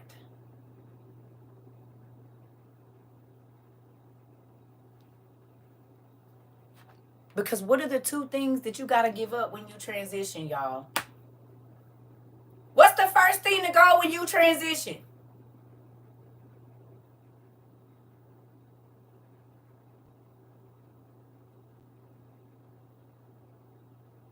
No.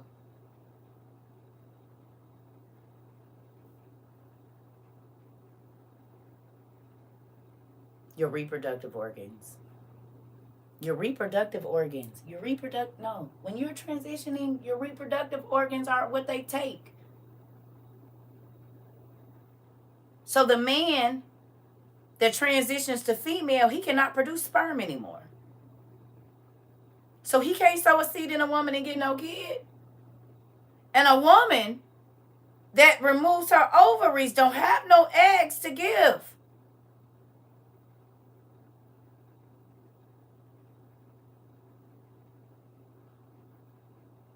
Why can't you do all that and not?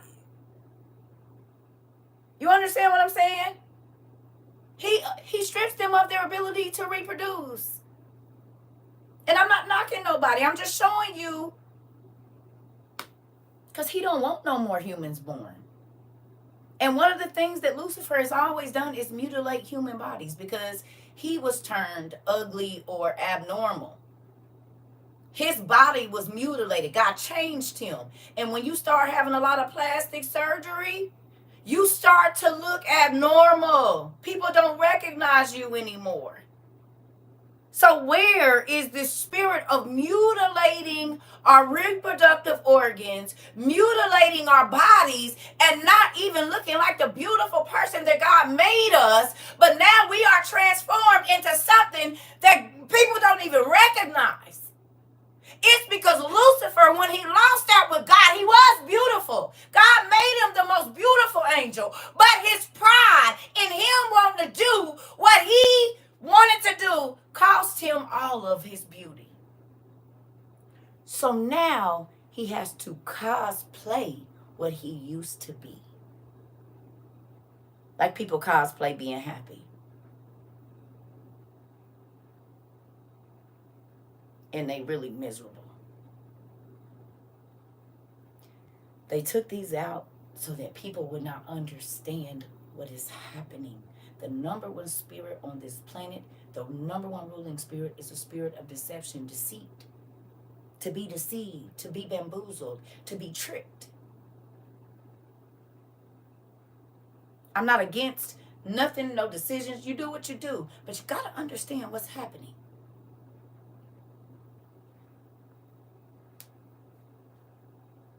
You said, CERCA, you got my lights flickering over here.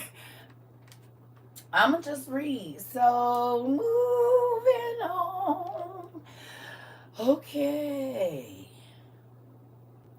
So it says, because they transgressed against me and have hearkened to Satan, and lo, they are in suffering until this day, the 80th. Then God said unto me, remember I told you never know how long you're going to have to pay for what it is that you do. Then God said unto me, arise and go to them and make them come to thy place, and suffer not that Satan come near them and afflict them. This is Lucifer saying that God told him to come and protect them, so Lucifer can't come get them, and they talking to Lucifer. How many times have people came as your friend and they the one that set you up?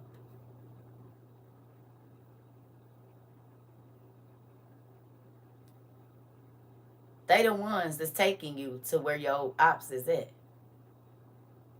But they come acting like your friend. I know who their daddy is. Because Lucifer is telling them, God told me to come to you to protect y'all from Lucifer. And it's literally Lucifer in their face. That part. Your friend that be telling you everything your husband do, but she don't tell you that he doing it with her. Or your home girl that keep telling you everything your wife do, but she don't tell you that that's who she doing it with. That's how she know the details.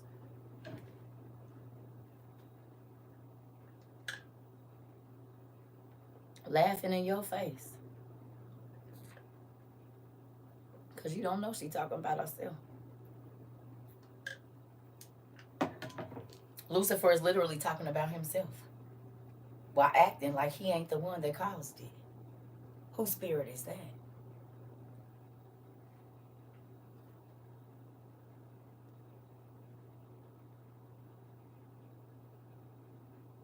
Smiling faces.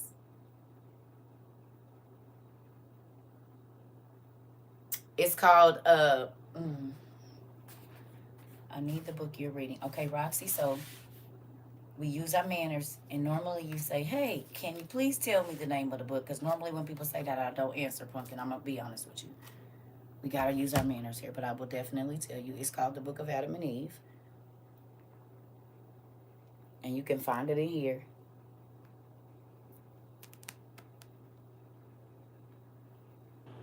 In these two books. You're welcome.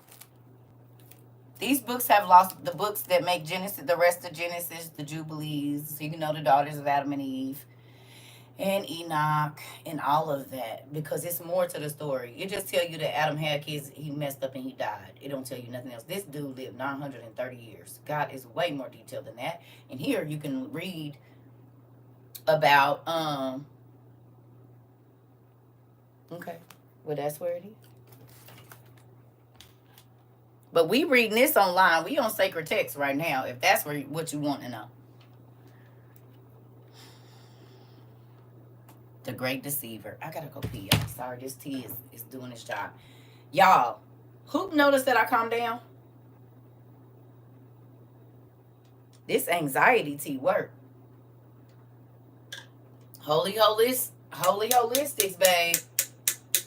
I put a little bit of Auntie Karen's what's that? Not honey, but that other stuff. Yeah, buddy. So if you have anxiety, you need to go get with Holy Holistics. WHOLE hyphen LEE Holistics. Whole like a whole of a pie. LEE like Lee Daniels. Holy.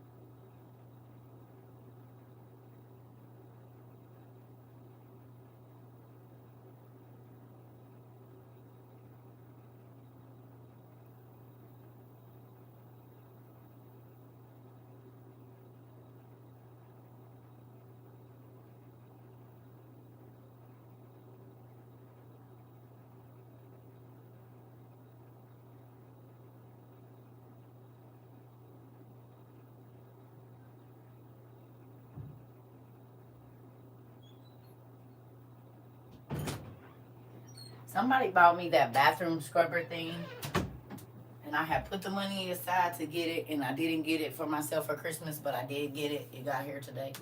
So to the young lady, I cannot remember who got it for me, but somebody sent me the money to get my scrubber for the shower thing, and I did go ahead and get it. It just took me about a month. Thank you. Agave. Agave. Thank you. That's what it is. Agave. I went on and got it. Finally. Finally. Hi, pumpkin. Okay, let's get this going. Come on. So, then God said to me, arise, blah, blah, blah. Okay, 15. So it said, then God said unto me, arise and go to them and make them come to thy place, and suffer not that Satan come near them and afflict them. For now they are in great misery and lie helpless from hunger. Mind you, they fasted. Excuse me. They're fasting. So Satan is lying and telling them, God told me y'all was hungry and I came over here to get y'all and get y'all out of this cave, when God has already told them to sit and fast for 40 days. And see how he's switching up God's stuff. So it says, he further said to me, this is Satan lying, when thou hast taken them to thyself, give them to eat of the fruit of the tree of life, and give them to drink of the water of peace, and clothe them in the garment of light, and restore them to their former state of grace, and leave them not in misery, for they came from thee. But grieve not over them, nor repent of that which has come upon them. Lucifer is the best liar. Do you hear me? Do y'all see how this dude is putting it on for them? Trying to make it like he care about them and he don't want them to be hungry. You hear me? Girl, because you know he laying it on thick. And you the reason they hungry and then got cast out of the place where all of it is. Manipulation. Ooh.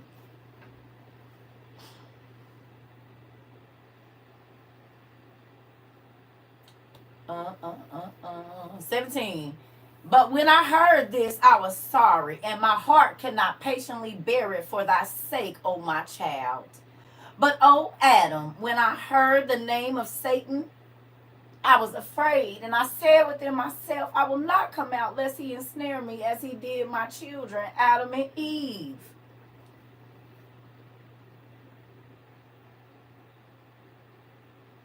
Do you hear me?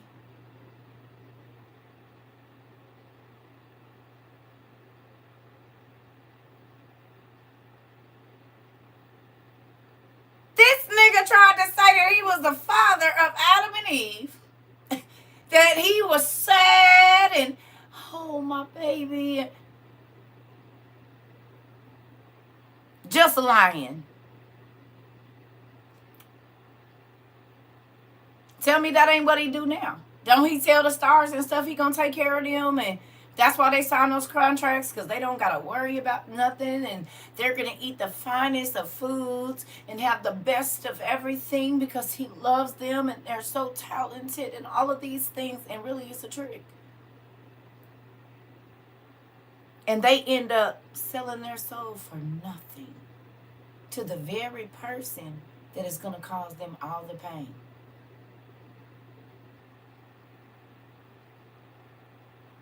Sounds like the show Has Been Hotel. I never heard of it. Never heard of it.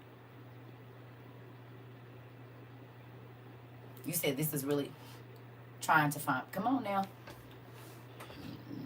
I'm trying to tell y'all. Lucifer been on this. And so when you go head first, God be hurt because he like, you don't even know. This is a generational curse. It started with the first people. And he's been winning this whole time because people don't know how to recognize him. We have been losing the spiritual war of fighting for our children, our mamas, our cousins, our sisters, everything, running to the doctors, and it's a spiritual issue that this person is going through. But because we don't know what the enemy look like, and I don't want to know about no spiritual warfare. Well, then quit complaining to me about your kid that's under demonic oppression. You beating a dead horse. Now, do you want to hear about these demons or not? No, that's too much for me. Well, then, listening to you talk about your baby being possessed with demons and you don't know it, calling it a mental illness is too much damn for me. Because I got the answers. They can help you. But if you don't want them, I'm going to need you to go over there. So what I'm not about to do is keep rehearsing this crap. I done told you what it is. Now, whether you want to acknowledge it or not, that's on you. And when you wake up and that little nigga standing over you with a knife, you'll be all right. Or get to talking about how he going to hurt his little sister, you'll be okay. Kill the dog, you'll be all right. You'll start to see that spirit manifest, and then maybe at that time you'll want to listen. That rage, where they go and break stuff, it'll start to manifest, and you'll see that you didn't listen, so that demon then took control. It don't matter. They want that candy cotton message. Come on, Stephen. What you done said. And it's ridiculous. And then they wonder why they can't help nobody. You keep taking them to a rehab, heal that soul first. And then the need to numb the pain that they feel here and here will go away. Girl, it's a lot of foolishness. And yes, people, listen here. It's a real thing. Generational demons the parents put into the children. Come on now. Because they don't heal their own selves. And so you pass it down. The trauma, the everything. We in book 160. Book 1 of Adam and Eve, chapter 60. Or whatever, yeah. Here we go.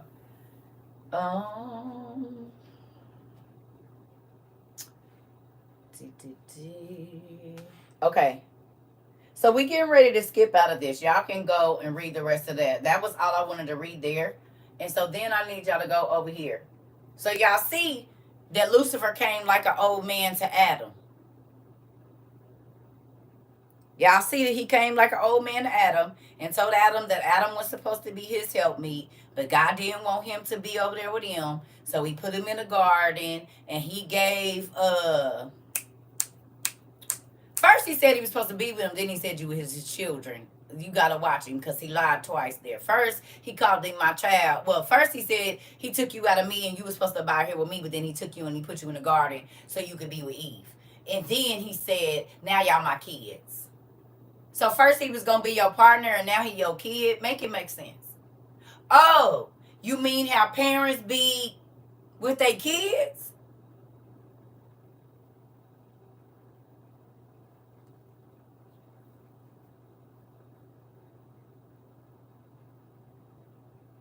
I was your parent first.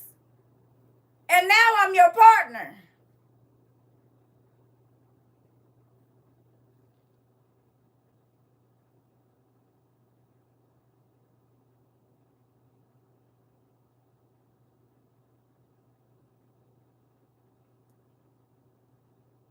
You came from me and you were supposed to abide with me, but God didn't let it. They won't let us be together.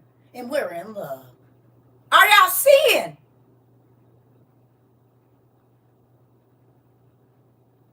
It's happening right now, is it not? You can go on YouTube and find it all day long.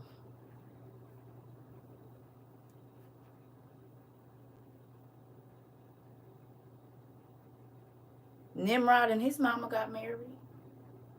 They the ones that started Baal worship or Balenciaga worship. Nimrod and his mama got married. She gave birth to him and then she became his partner.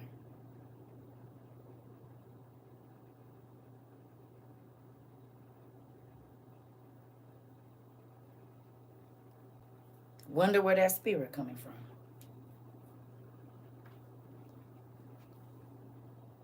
You said I was reading on that the other day. In shock. It's crazy. I didn't see they hit all this. You said definitely a rewatch today. Listen, this is why when folks come in here trying to talk crazy, you don't even have to.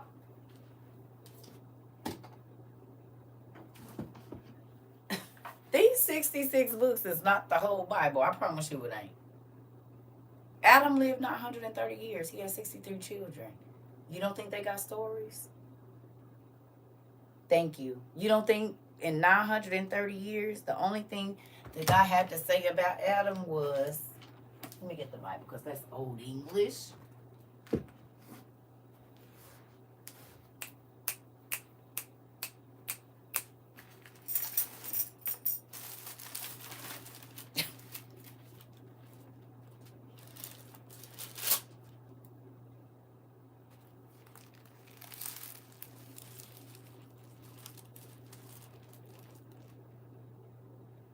Here we go.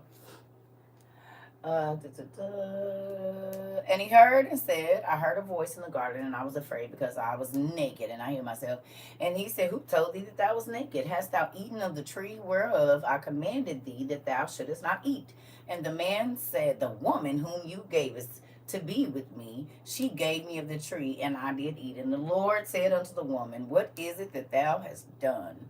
And the woman said, the serpent beguiled me, and I did eat. And the Lord God said unto the serpent, because thou hast done this, thou art cursed above all cattle, and above every beast of the field. And, and upon thy belly shalt thou go, and dust shalt thou eat all the days of thy life. And then we know, oh, here it is right here.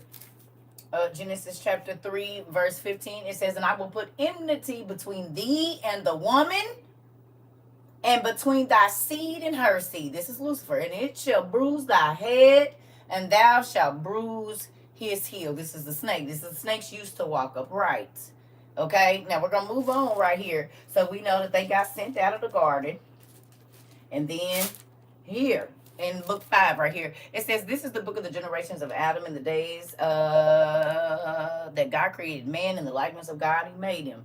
Male and female created he them, and blessed them, and called their name Adam. And in the day, in the day when they were created, blah, blah, blah. Here it is. This is what I'm looking for. 4. And Adam, in the days of Adam, after he had begotten Seth, were 800 years, and he begot sons and daughters. So they messed up. Eve had to have a strenuous pregnancies and all of this stuff. And then Adam was made to till the field, and in 930 years, that's all God had to say about them. Really? He had nothing to say? That was it? That was all? And for 9, we can write more about that. About that off your Facebook. And we are nowhere near as detailed. Okay? It's God himself. But if you look at that and you think, oh, that's all there is, sucks for you. Because you always going to be trying to find the answers. And God said all the answers is really already provided. You just didn't ask where they was at. You hear me? So here we go.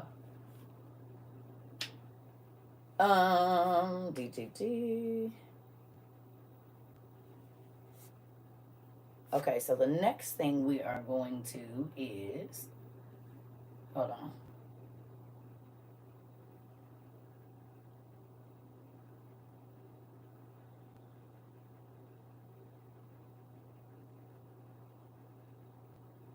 Okay, so y'all know I don't know these numbers. Y'all gonna have to go find it. I'm gonna show you two first, because I'll be showing them last. This. What them kids say, this, mom, this, dad, this. When they want that candy. This.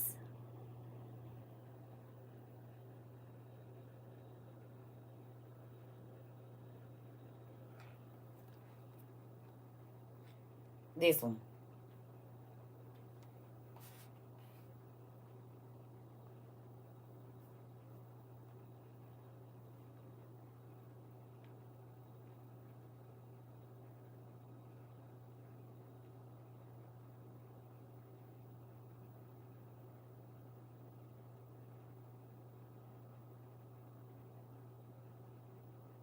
What number is that, Roman? I don't know. Y'all better go ask Google. It's 78? Okay, good job. 78. Thank you, family. See? Y'all teach me every time we have to read those numbers. Every time we have to read y'all them numbers, y'all teach me something else, and I'm gonna forget next time, and you can tell me again. Mm-hmm. I don't have to know that. That's not what I need to know. I need to know the information in the chapter. I never have to learn how to read those numbers ever. It's not even a part of my life. Good job. See, I'm happy y'all paid attention when they was teaching y'all, because I'm sure I did, and then I was like, well, there, I don't need that. That's not a part of my daily life. I don't need it. That part, Carlos. I'm fine with it. Y'all make me learn all this other stuff. Y'all know the numbers. I'll tell you where the information is at. I think it's an even trade. Don't y'all think that's an even trade? I'm pointing. Y'all got to know the numbers. I keep the other stuff. I feel like that's fair. I took Latin, laugh out loud. I had to learn it. Well, I'm happy you did for me, Sarah. See? All the information that you get is not for you. All the information, I told y'all, there's information that you're holding on to. It ain't even for you. It's for the person around you. Thank you to those that went and learned. Trying to tell you. Everything, that's why you can't say, no, I don't want to know. No, I don't want to know, because some of the information that you might be getting might be for your kid. It might not be for you. It might be for your mama. It might be for your husband, your wife. You see what I'm saying? So, you hear me? All right. So it says, then Adam said to Eve, behold, the children are grown up. We must think of finding wives for them. And then Eve answered, how can we do it? And then Adam said to her, we will join Abel's sister in marriage to Cain, and Cain's sister to Abel. And then said Eve to Adam, I do not like Cain, because he is hard-hearted, but let him bide until we offer up, or bid, whatever, until we offer up unto the Lord in their behalf. And Adam said no more. Meanwhile, Satan came to Cain in the figure of a man of the field.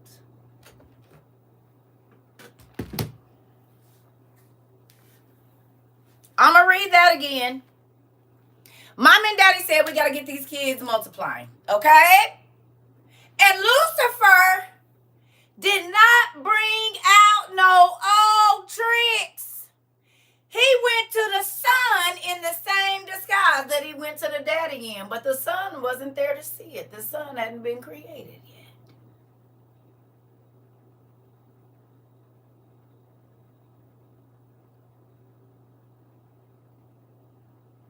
Here go the generational curse. The same demon that went to your daddy is coming to you. The same demon that came to you is going to your daughter. Are you hearing me? One of the first disguises that Lucifer used to trick Adam and Eve, we just read it when they didn't even have no kids, was he came as a man and said, you came out of me, this and this and this. He was trying to stop the family at that point. Now, go on, they didn't start having kids, and they said, we need to start getting them married, and Lucifer then showed up like a man again, talking to the eldest son. The same way he came to his daddy. Here go the generational. I came to the daddy as an old man, and now I'm about to come to the son as an old man. Where was Adam and Matt? They was out in the wild. Boom. He tried to get them out of the space that God had planted them in, and now he's starting on the children. And he didn't bring no new trick. Oh, man, that makes sense, because her mama was an alcoholic. She had alcohol, and I think her grandma was an alcoholic too. I think they whole family really like white alcoholics. Her mama was Sukihana. My great grandma was a hoe. My grandma was a hoe. My mama was a hoe, and I'm a hoe. Ain't that what Sukihana said? That's 4 generations of hoes. 4 generations of lasciviousness. 4 generations of lust. 4 generations of perversion. imagine, and you only teach your children to be what you are. Still think the same things that ain't coming for, that came for you. You not talking about what happened to you as a child and telling your kids.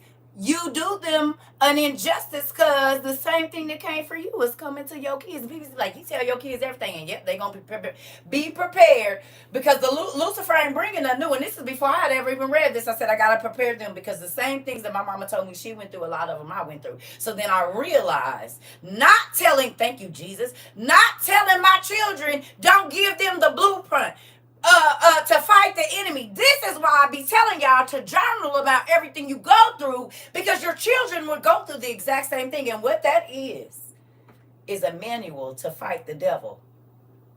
When you journal and tell about how God brought you through certain things, because the devil's going to bring the same things to them. This is the generational curse.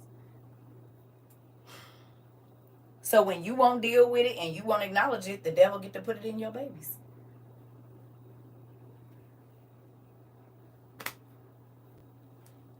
I didn't hide nothing from my kids. But guess what? They was able to recount the stories I told them and be like, nah, this the devil. I'm leaving. Or you not really my friend, girl. I remember my mama told me this story, that this happened to her. Some girl set her up to get SA'd. And then boom, you got that same spirit.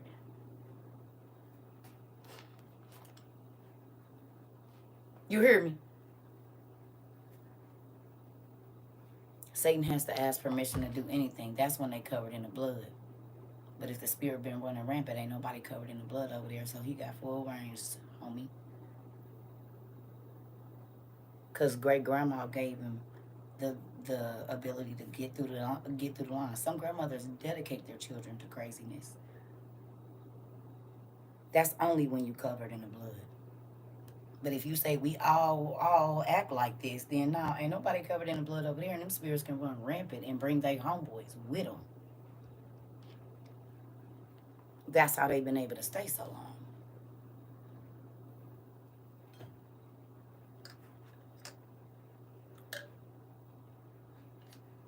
long. So when you hide and you lie and you act like it didn't happen, and your kid is asking you questions, but it's emotional for you, so you don't want to talk about it, the devil is bringing it to them right now. That's why they're asking you. And then you, oh, no, not me, and blah. Yes, the hell. Yes. And let me help you, because the devil gonna come, he gonna bring it again too.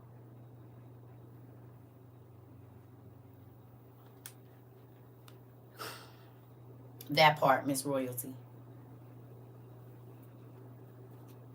When you don't acknowledge what God brought you through, you can't help the next generation, period. That's what your testimony is. It's to prepare them. When you journal and when you go to God and when you write down everything that's going on, when you die, sometimes before you die, but when you die, you can get that to your kid, or they going to give it to your kids, and they can say, dang, mama went through this same thing, and it's happening to me right now. Daddy went through this, but this is what he did, and look what God did for him. I'm doing this. I don't. You can email me, and sometimes I can email back, but I don't talk to. Yeah, it'd be too many people I would have to talk to. I was going to do it, and then I realized that ain't going to work. Because I would never get off the phone, and I would never be able to get on here. Yeah. You hear me? So, you want to hide what you've been through and all of that, then you don't complain to me about what your kids is going through, because you have the answers. Or maybe you don't, because you never dealt with it. So then you didn't get the tools to help them. So you just have to act like you don't see it or push it away from you, because you don't know how to handle it. You don't know what to do, because you never managed it in your own life. So you can't give somebody something you ain't got.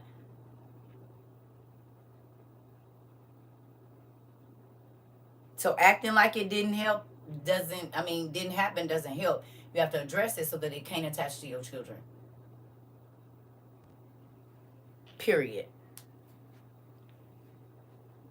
I love y'all. I just posted something I think you love. Okay, thank you.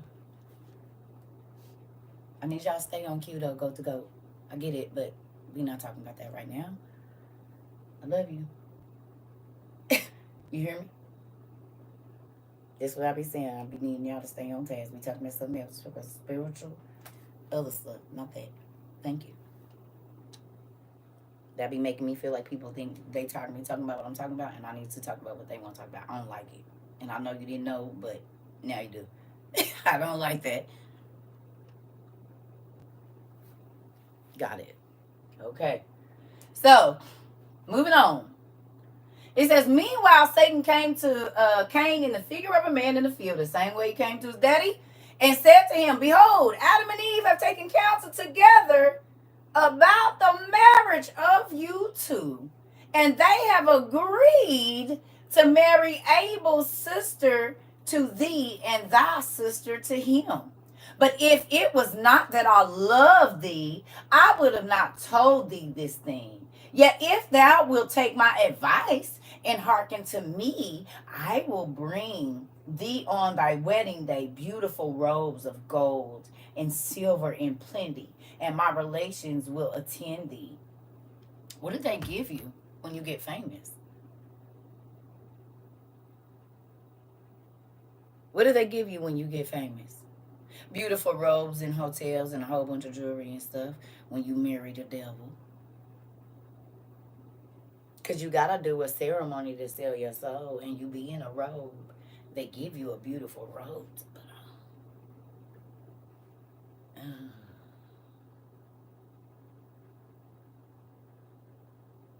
But hold on.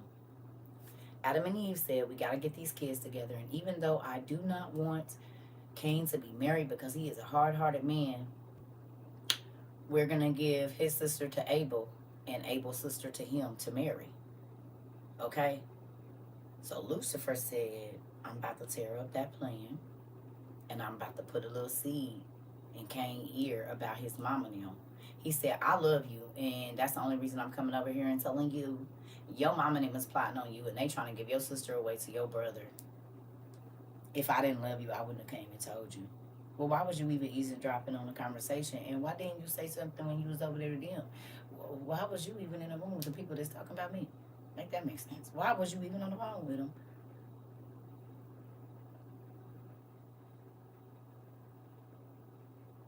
See how he twisted that? He eavesdropped on some information he wasn't supposed to have. It instantly went, and whatever Adam and Eve's plan was, he was about to throw a monkey wrench in it. You getting it? They ain't even got married yet. They ain't even consummated or did nothing. This is the plans that they have. And they said it out loud, and Lucifer was over there like that.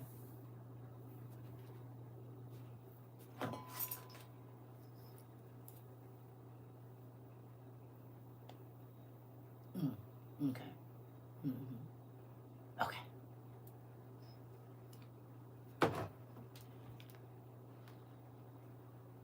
So he immediately, Messy, who he is the one that sowed the seeds of hard-heartedness in Cain's heart. So he already know this gonna make him furious, because he already know that Cain is jealous, envious, greedy, selfish, and conniving. He know because he sowed these seeds into him. So he already knew when he went and said, oh yeah, your mama trying to marry your sister off to your brother and his sister to you. What you gonna do about it is really what he was saying. He was stirring up mess. You hear me? Crazy. Here we go. He said, but if it was not that I love thee, I would have not told thee this thing. Yet if thou wilt take my advice and hearken to me, I will bring thee. So he was saying, if you listen to me, I'll bring you some gifts. And then Cain said with joy, where are thy relations? And Satan answered, my relations are in the garden in the north. So Cain was asking Lucifer, well, where your family at? Where you come from?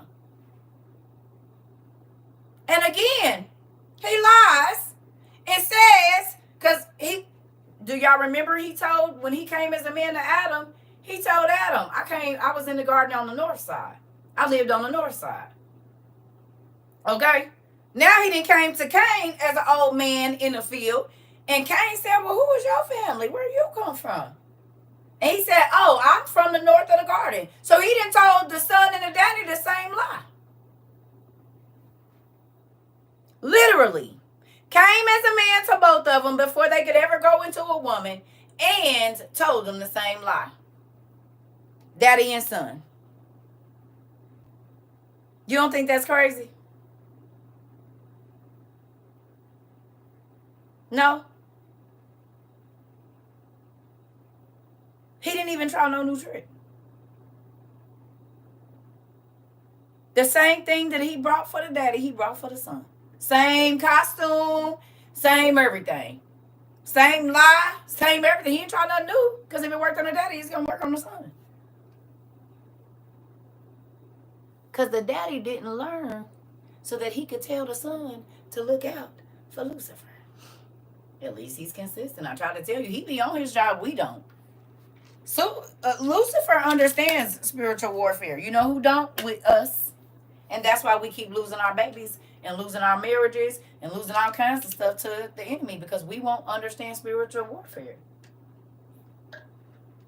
He don't got to bring nothing new if nobody learn. He can just keep using the old same thing. Why would he learn something new? For what? You don't need to. Why change what works? It's effective. Come on. What the pastor say? Is this good to y'all, saints? Is it good to you? What? Look at here.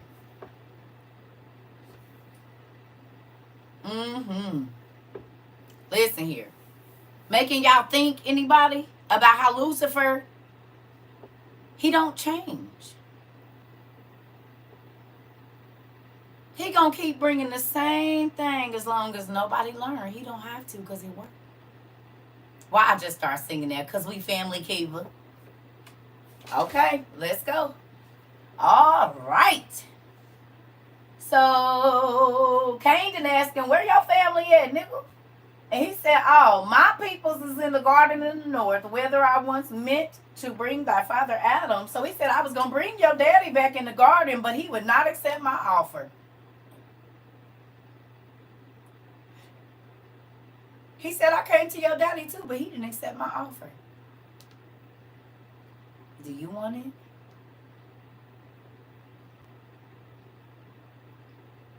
Is that not crazy? I brought the same thing to your daddy, but he didn't take it. Still don't believe the generational curse?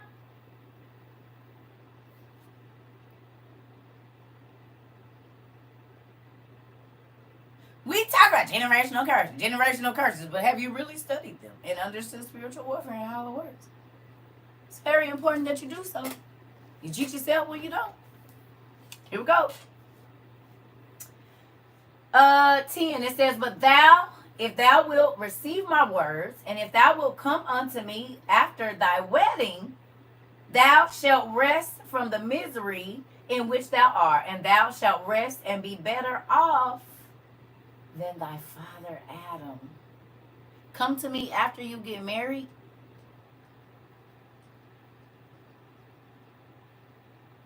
A beard.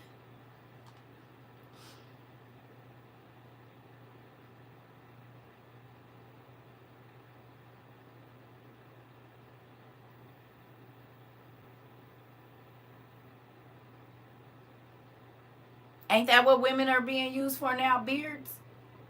He said, after you get married, come to me. I'll give you some gifts. Don't worry about it. I'm going to take care of you. Thought that was new. Puff Daddy knew. It ain't new. Keep you a girlfriend, but you know you really with me. I don't mind letting you have her.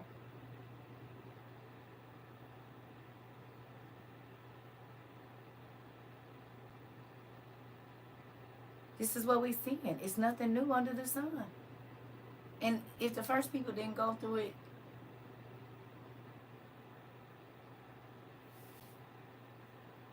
he said, when you get married, I'm going to bring you some gifts after the wedding. But right after you get married, come see me. You supposed to go be with your wife on your wedding night.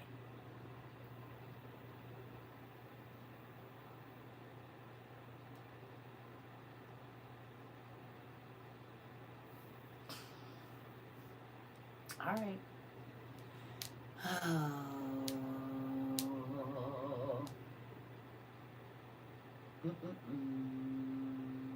He said, but thou, if thou wilt receive my words, and if thou wilt come unto me after thy wedding, thou shalt rest from the misery in which thou art, and thou shall rest and be better off than thy father Adam.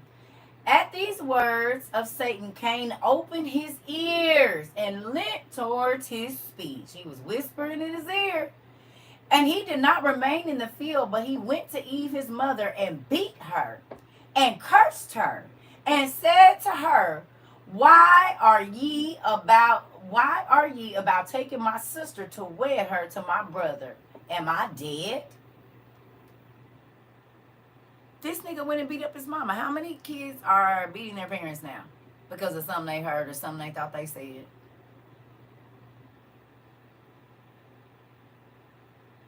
He wouldn't beat his mama up. It's parents that's scared of their kids right now. And they kids be tearing their tails up too. You said this is crazy. Oh yes. Y'all thought it started now? It's right here. Lucifer whispered in his ear and he went and beat his mom up. Most of the kids that be jumping on their parents, they say they mentally ill, right? And they say voices told them to do it. They say, I hear voices and they tell me to hurt you. They tell me to hurt you, Mom. My friends don't like when you say that to me.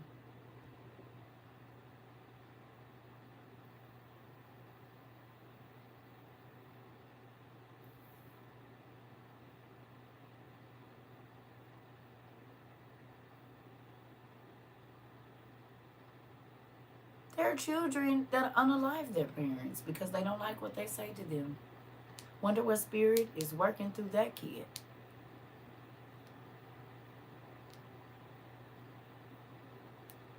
What y'all think?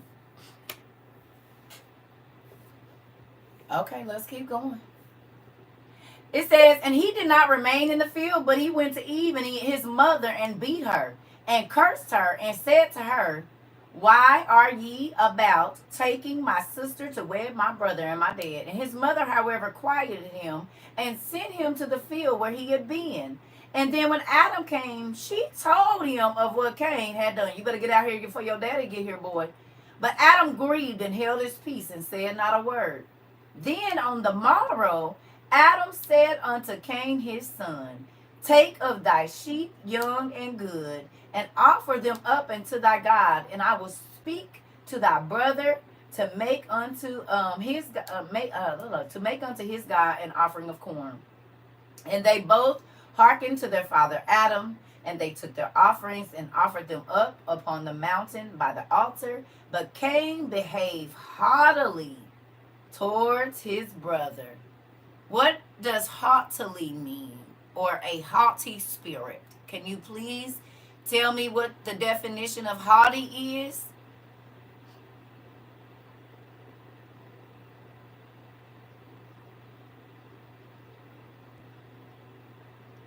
It says arrogant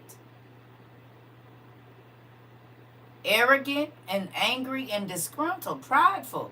These are the definitions.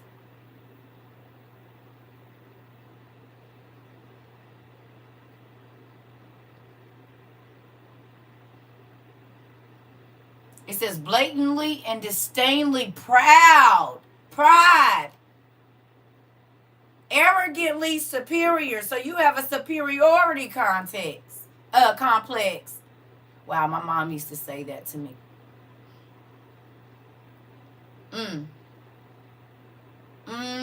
Having or showing an attitude of superiority. Remember Lucifer when he got kicked out of heaven? He said, I'm not bound to Adam. He was made after me. I was made in creation before him. He made of the mud and the dirt, and I'm made of the cosmos. He down there, I'm up here. I wish I would.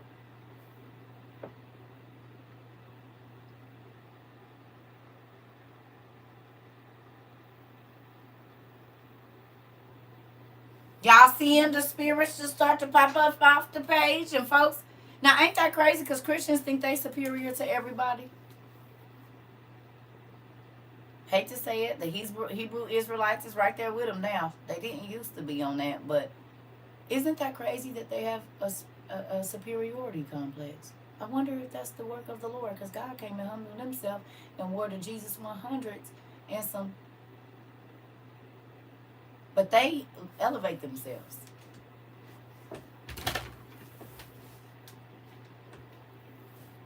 They make a podium.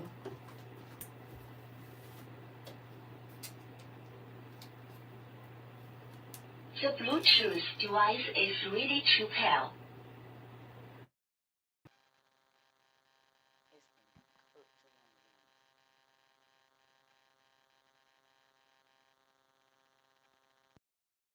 Bluetooth device is ready to pair. Christians alike. Excuse me, lady. Do you know that God says you gonna go to hell if you, excuse me, ma'am, excuse me, little boy, you ain't supposed to have them shorts on. You think God is pleased with you? Look at you. You look like a whore. While up on the podium, exalting themselves above others. My daddy didn't do that when he came.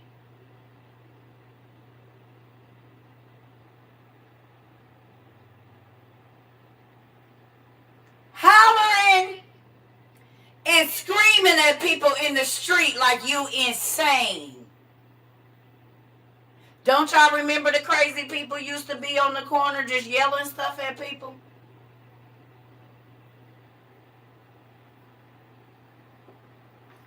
I not once saw where the Creator or his Son did any of the stuff that y'all do. Religious folks. Even when he said, he who was without the sin cast the first stone, he didn't start yelling people's sin out loud. He didn't put himself up on no pedestal and say, I'm the only one without sin.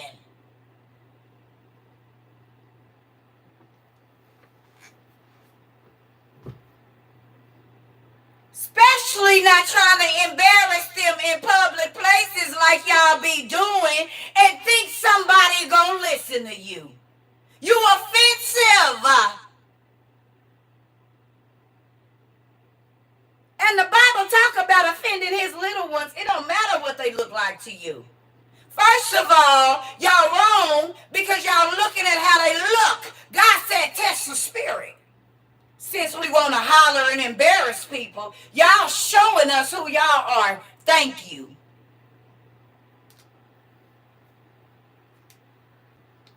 God didn't do none of that, and Jesus didn't either, because if that's the case, you wouldn't feel so comfortable being up there on that podium, baby, because he gonna tell us your story too.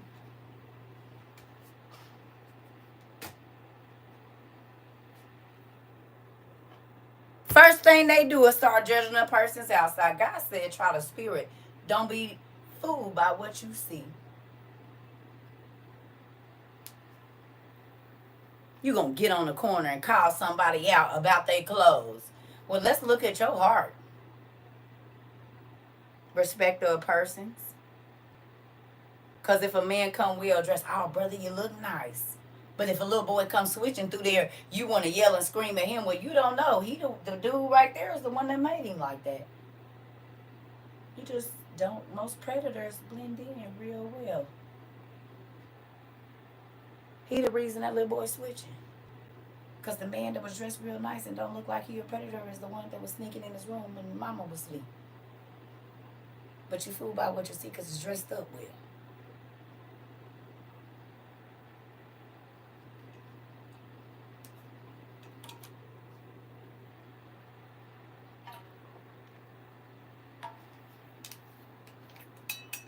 Oh.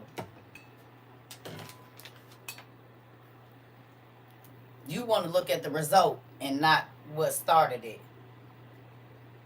The seed of it all. You think she just started out throwing her coochie every place she could? No, somebody took it from her first.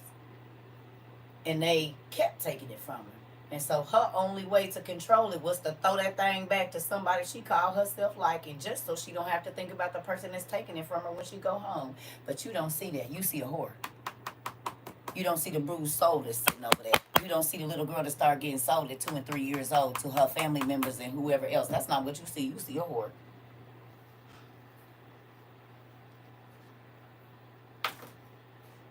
You see the product of the seed that was sown, but you don't go try to take out all of the mess so that that plant can grow up. It can be corrected. You can correct the plant if it start growing. All you gotta do is put some sticks on the side of it to support it, but y'all don't support nothing. Y'all keep on pushing them down into the ground till their roots come out and the plant die. Boom. I'll be right back. The Bible says that the enemy comes to kill, steal, and destroy. So the moment that you start to attack a person, you are a part of the enemy's plan. They already beat you down enough.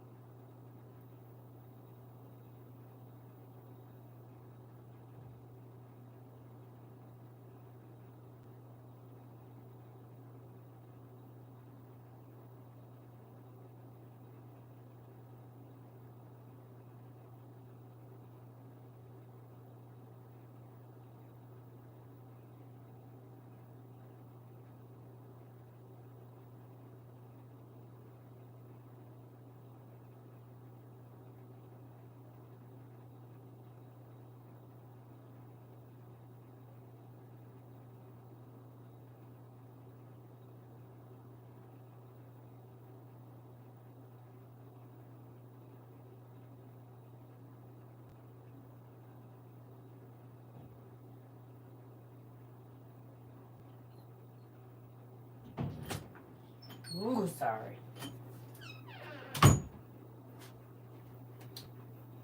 Y'all good over there still? You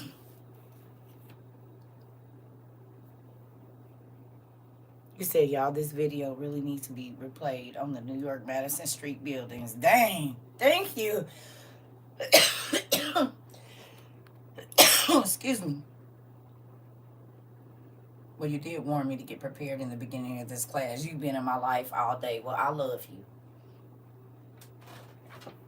That's what we do over here. We healing everybody. Because if we can heal us, we can heal our mamas. We can heal our daddies. We can heal our grannies.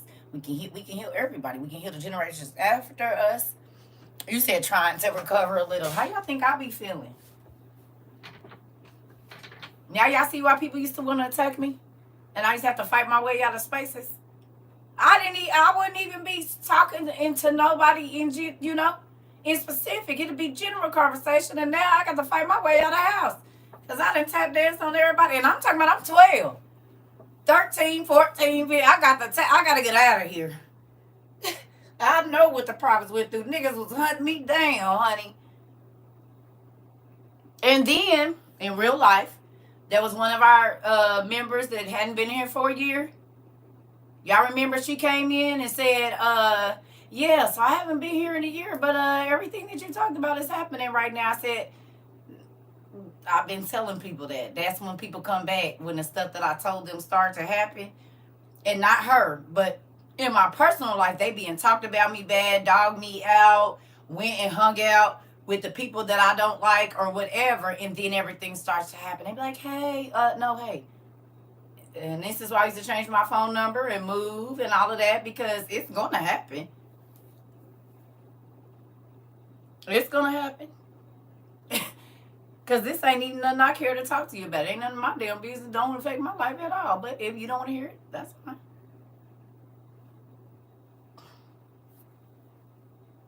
But I told y'all, with people I dated, my friends, my family, it's still going. God tells me, and so I feel it right now. So when I come to you, it's an urgency in my voice. And the things that people have said to me, man, listen, I used to cry and cry and cry. I don't cry no more. I don't give a damn. It ain't my life. I'm going to do what I got to do. I'm going to tell you, but I'm moving on, baby. I shakes the dust off my feet now. I used to cry and wallow in the mud because they wouldn't listen. I deliver my soul. I did what God told me to do. On to the next. What I'm not about to do is sit here and argue with you about what I know God said, and it's coming. And then they get mad when I don't answer because I know what they're calling for. I don't have to. Because if you pay attention to the Bible, God will keep taking the prophets, a people or a person. And once that person made it up in their mind that they wasn't going to listen to the prophet or whatever, the man or woman of God, guess what happened? God would take that prophet where they couldn't even talk to him. He'll take that prophet somewhere where they be, remember? Old boy Saul. He wouldn't listen. He did what he wanted to do. Now you got to go to the witches to try to get a word because God didn't quit talking to you. He didn't quit sending people to you. Oh, thank you. You know what I'm saying? So, I mean, it's up to you what you want to do. Your relationship is yours and yours alone. And you will stand in judgment for the things that you don't learn, for the things, I mean, people like, oh, I can't be judged for something I don't know. Lies. That's why they should have had the rest of Ezra in there. Actually, you will be judged because God said he brought everything. So basically, it's not that you didn't know. It's that you rejected the information that God brought you to you. So you're going to be judged for rejecting the information. Because God would be an unjust God if he didn't warn you. He said, I'm always going to warn you about what's coming. You rejected the information. And you think because you rejected it that you won't be held liable. But you're going to be held liable for rejecting the information so that you wouldn't mess up. Oh, curveball. Come on now. Oh, I didn't reject nothing you did. You said, I don't want to hear that. Don't come talking to me about that. You killing my vibe. All of them words you said was, no, I don't want to hear it. But then you expect the person to listen to you when this happened. No, I don't got nothing for you. I don't got anything for you. Actually, I don't have a listening ear right now. I'm busy. You might want to call the people that told you not to listen to me and talk to them. I'm sure they'll want to hear. Because they set you up for failure. So that, of course, they want to listen to your problems. They don't want to help you cause them, silly. Like Lucifer. It's like a person that hit somebody with a car and then go around the corner and come back and say, I'm a nurse. I'm a doctor. I can help. Or the doctors and nurses that be in a hospital and they give a person something that will send them into cardiac arrest so they could be the savior. I wonder whose spirit that is. The God complex. Hey, ain't that what the nurses and doctors be doing so that they can get all the credit, but they didn't want to cause the problem? Ain't this Lucifer? Ain't this how Lucifer move?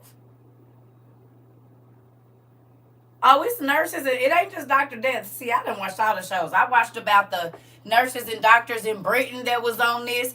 Way before this Dr. Death dude, it was a nurse in Britain. They don't even know how many people she killed. Hundreds. Oh, yeah, you know about her, Cindy? I forgot. Girl, yes, I be all over there. Y'all got the crazy people over there for real. It be all kind of mess. unalivers over there. Man, I be watching all y'all stories, and dude, I be all over there in the UK. Look, everywhere. Russia, I be watching all the stuff because the people is crazy all around the world. Yeah. What's his name? The clown that lived in Chicago, and they made the movie, and Ed Gein and all these niggas. No, I need to know. So if I see it in their eyes, I know to get out of here. Gacy, yep. And y'all just want to be out here playing with the devil. No. Uh-huh. That mess scary. And they all had the spirit of Lucifer. They all came acting like a friend. Like a help. Like I'm gonna help you out. The dude that was in the UK and he got all the homeless men and they was all in his house in body parts and stuff in the floors, and he had tried to put them down the drain and all of that. They all came looking like they was trying to give a nice house. And girl, I done studied them crazy folks over there. He had all the people in 2 houses. And the only reason he got caught is because he was putting so many body parts down the drains in the toilet. It stopped the sewer up, and it was stinking so bad. When they lift that thing up, it was parts in there. And they started going through this nigga's house. They was in the closet, in the floors, in the bed. He just walking through, going to work. Matter of fact, he worked at the food stamp office at the unemployment office of their. It would be basically like the unemployment office or a temporary agency. That's where he works. So you meeting people that's down on their luck every day. You know, most of these people coming in here ain't got no job. They trying to get assistance or whatever it is. Yeah, that's where he worked. So he probably knew, yep, DWP department, yep. And did. I'm telling y'all, when I watch TV, I don't just be watching TV to watch TV. I be watching TV to understand people. So I can't sit and watch weirdo stuff like scripted fights and drama. No, I need to get into a person's mind that has been getting away with something for 20 years. Like, what is you doing? Like, because we run into these people and we don't know that it be the grace of God that they don't get us. And so then I be looking, so then I know what to look for. Because I done already, listen, I don't play. I know the devil was real, and I know he want my life. This is why you took sociology in college and did.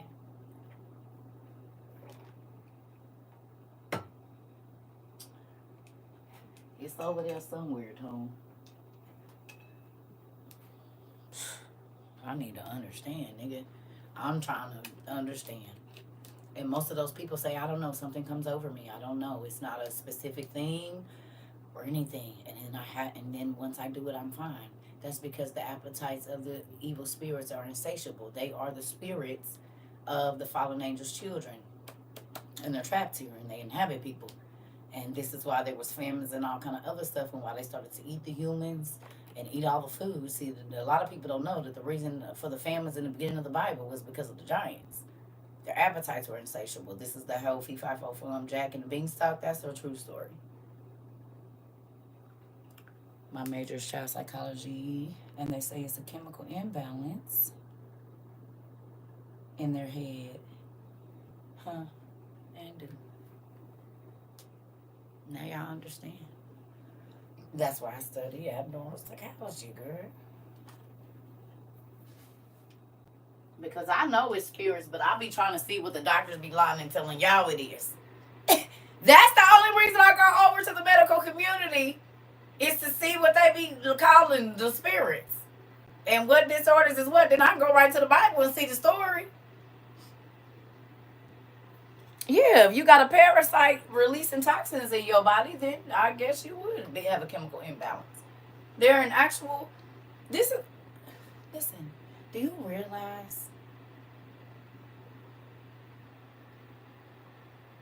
that when people are being delivered, not always, but there's normally some type of plasma.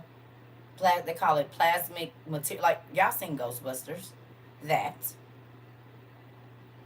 It could be throw up. It could be blood. Sometimes people, like, it happened to me. It happened to me. Blood was just coming out of my nose everywhere. Like a faucet. because they try to scare the person that's getting deliverance. And when that spirit is coming out, they will choke you. This is why you see a lot of people when they be going through deliverance, they be like that, because that demon will lodge in your throat because it don't want to get out. When it's coming through the nose, it'll try to make it so you can't breathe, and the person gets scared because this is a real thing.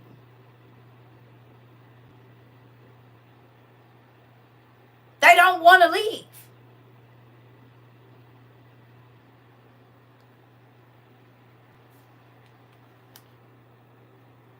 That's why a lot of people wake up choking in the middle of the night. It be demons playing with your airways. Don't believe me? What happened to Saul? The tormenting spirit used to choke him until right before he was about to pass out, and then let him go. I didn't make it leave. There was a minister that did a deliverance ministry on me when I was 21.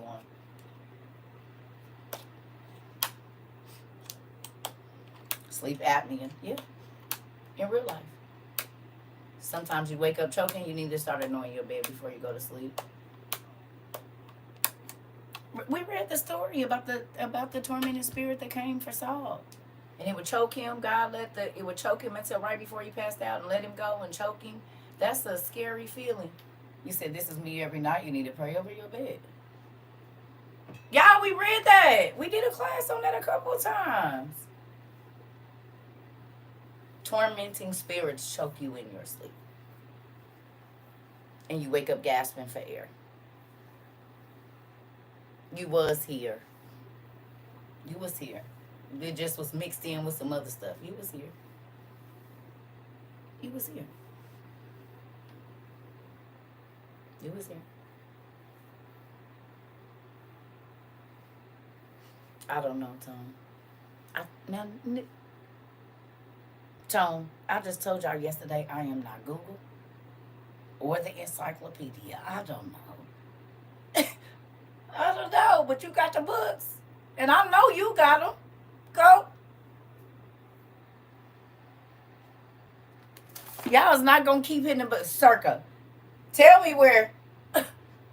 CERCA. Give me directions to. CERCA. Tell me where the. Okay, CERCA. Tell me what scripture is. Okay, CERCA. Tell me what being this here. I am not the. I get it, Tom, but I don't know. I'm just saying. I'm sorry, I don't know, Mira. Give me direction. I have a bad memory. I will have to go to my notes. That's what I was going to say. That's where you need to be going. See, this is why you should take notes. So then you can flip through and you can tell me today.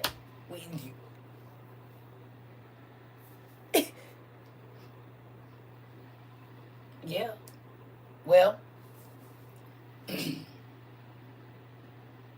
Yeah. So this is the thing. I do tell y'all to take notes in class because they're all for you later. Girl, as many times as I can feel that as many tomatoes as you done throwed at me. And yes. Okay. And is. So let me ask y'all a question. Learning all of this and learning all of this and seeing all of this, okay?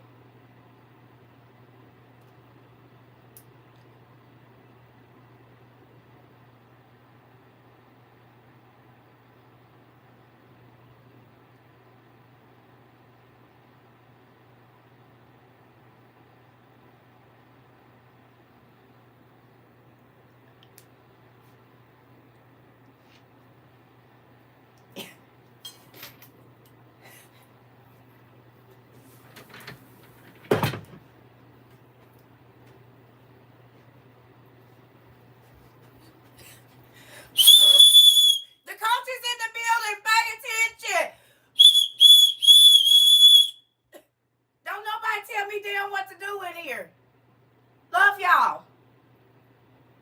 Get up and do some damn jumping jacks.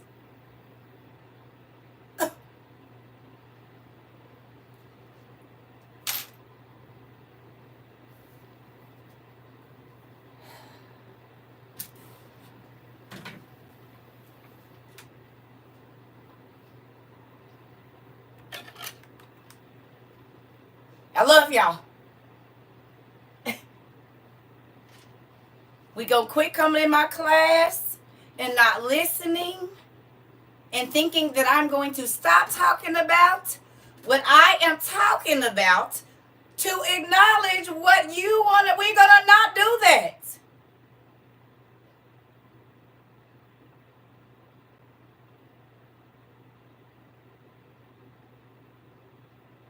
Do you go into church while your pastor is teaching and say, Pastor, off subject, I don't want to talk about what you talking about. Did you see that it's a shooting outside?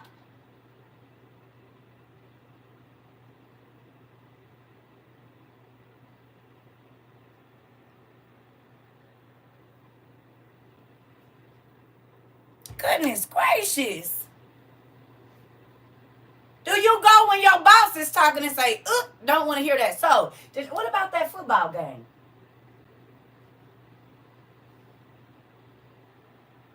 Because when you say off the subject, that means stop talking about what you're talking about and talk about what I want to talk about. We're not doing that.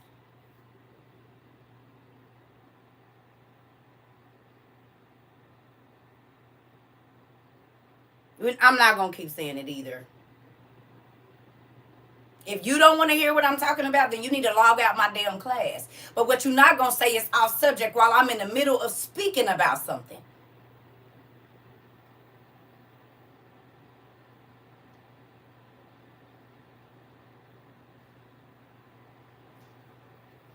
You don't want to hear what I got to talk about? Don't come in this class. I'm not playing. I am not going to be pressed. But what you're not going to do is interrupt what I'm talking about for me to talk about what you think. What is wrong with y'all?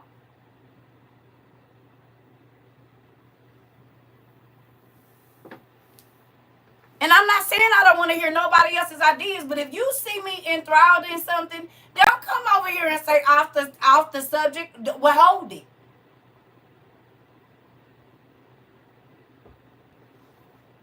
Email me about it.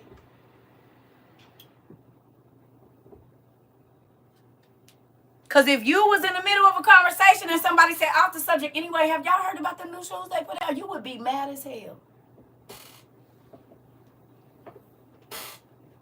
Somebody shush you and start talking about something else and you mid-sentence. You would be irritated.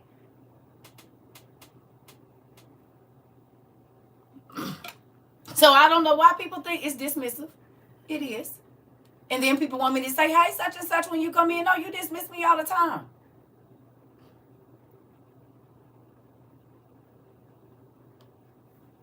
And then when I don't come on here for a couple of days, oh, I was looking for you. Well, not really.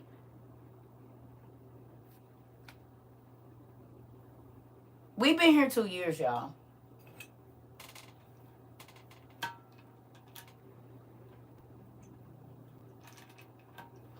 It's not okay. And I've been saying it for a long time. Hey, please don't do that. Please don't do that. Please don't do that. Please don't do this. Please don't do that. But then that's why I just be getting off of here.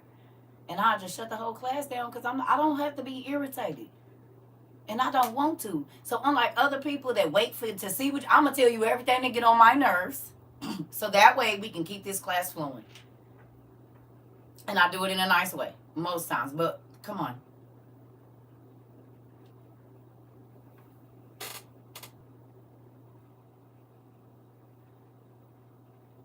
It's not tone. What you were talking about is relevant to the class we are having right now. Everything that you were talking about has everything to do. It's in context. I'm not talking about you. Okay? Every single thing that you were talking about is in context. Okay? I'm talking about the people that come in and start bringing up subjects that are not in context. And they don't even wait 3 minutes to see what we're talking about before they just introduce and then get angry and start typing stuff in big letters like I'm supposed to stop teaching my class because you want to know something. Probably some you can learn on Google.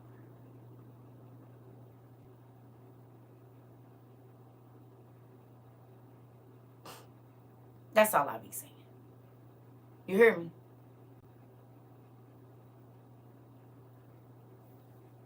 What happened? What happened?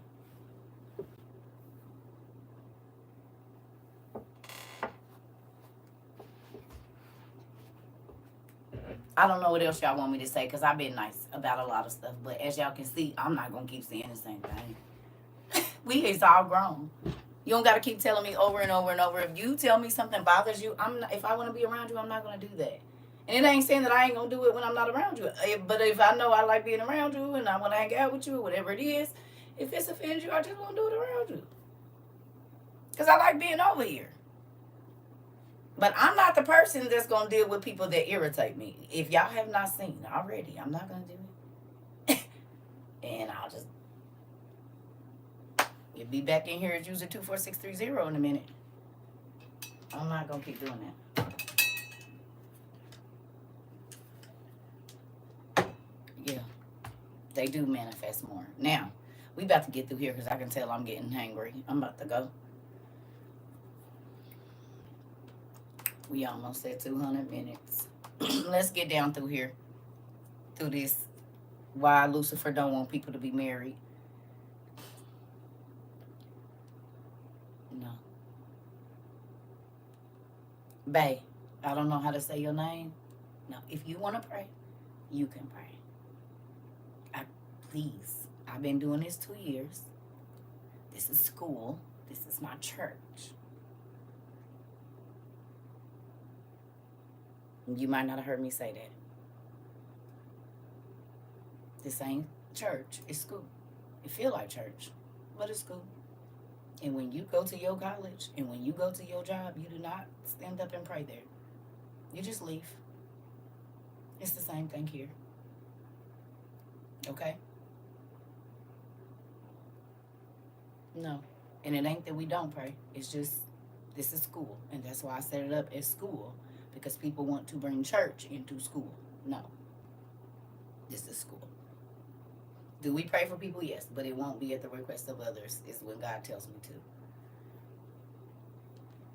to. Okay? And that's not to be offensive, but people came here, you need to pray first and you need to do, and no. That's why people don't go to church, because it's all of that extra. They be wanting the word, and their prayer life is their prayer life. I'm just here to help you build it. That's what you do. Because I pray. Now, don't get me wrong, and I will pray for people. But people be trying to turn this into church, and it ain't church, it's school.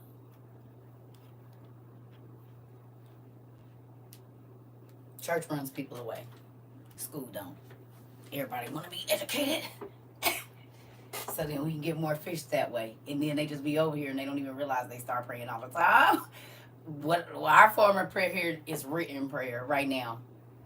I just be trying to get them talking to God. I don't want them to have a formal way. I want them to feel comfortable. And journaling is my way to get people into praying. Because when you journal, you start to cry. And when you start to cry, you gonna talk to God. So I just lay out the little eggs and let them go get them. You know what I'm saying? I want you to build your own relationship with God. People have got so formal with certain things, and God ain't even, he said they be sounding like cymbals, saying all them words, clanking cymbals. It ain't nothing behind it. So I'm working on a different spectrum with trying to get to people's hearts. Yeah. But we pray, we do. Especially if something hit me, but I don't know. I need to keep the hearts open. We're doing a lot of open heart surgery around here, and it takes one missed thing, and it can be a wrap. So I gotta be in line. But we do pray. So let's get here. I'm hungry. Y'all hear my stomach? Let's get down through here as to why Cain did not want nobody to be married. Is y'all with me? He didn't want Adam and Eve to get married. And he don't want the second generation to start reproducing either. Okay? So Lucifer came to Adam. No. Lucifer came to Cain while he was in the field, in the cosplay of a man, and told him, this and that, what your mama was on. So whatever he whispered in Cain's ear, he went home and beat his mama up and cussed her out. Well, we know this is a real thing because men is still doing this today. Um, and so then it says 14. It says, then when Adam came, she told him of what Cain had done. But Adam grieved and held his peace and said not a word. And then on the morrow, Adam said unto Cain his son, take off thy sheep, young and good, and offer them up unto thy God, and I will speak to thy brother to make unto his God an offering of corn. And they both hearkened to their father Adam, and they took their offerings and offered them up on the mountain by the altar. But Cain behaved haughtily towards his brother, and thrust him from the altar, and would not let him would not let him offer up his gift upon the altar. But he offered his own upon it with a proud heart, full of guile and fraud.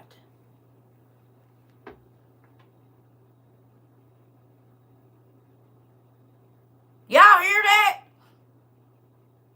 So when you always pushing to be the first and gonna make sure yours and want to look like you the best, that's a spirit of Lucifer.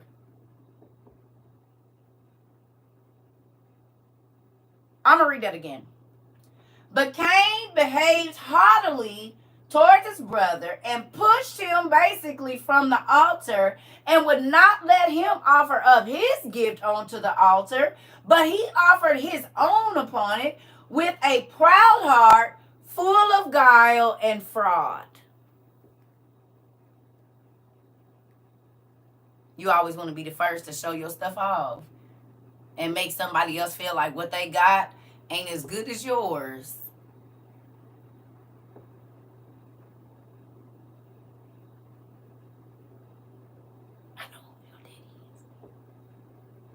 I know who your big brother is. His name is Cain. Listen.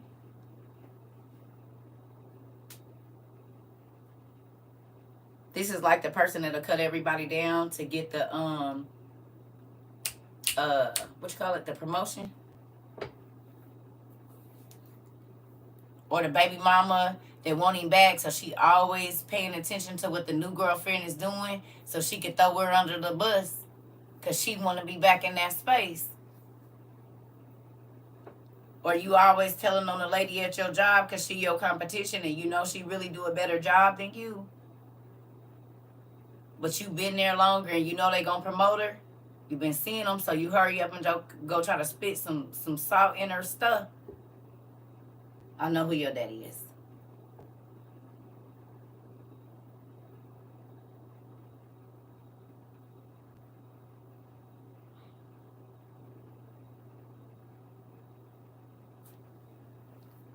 Here we go. But as for Abel, he set up stones that were near at hand. He used what he had. And upon that, he offered his gift with a humble heart and free from guile. Cain was then standing by the altar on which he had offered up his gift, and he cried unto God to accept his offering. But God did not accept it from him, neither did a divine fire come down to consume his offering. But he remained standing over against the altar, and out of humor and wrath, looking towards his brother Abel to see if God would accept his offering or not. And Abel prayed unto God to accept his offering. And then a divine fire came down and consumed his offering. And God smelled the sweet savor of his offering, because Abel loved him and rejoiced in him. And because God was well pleased with him, he sent him an angel of the light in the figure of a man who had partaken of his offering, because he had smelled the sweet savor of his offering. And they comforted Abel and strengthened his heart. But the Cat Williams stomach virus face originated with Cain. This nigga was sitting over there looking mad and upset. Ain't that cat? He said, and the winners can never be winners because losers is always lying. This is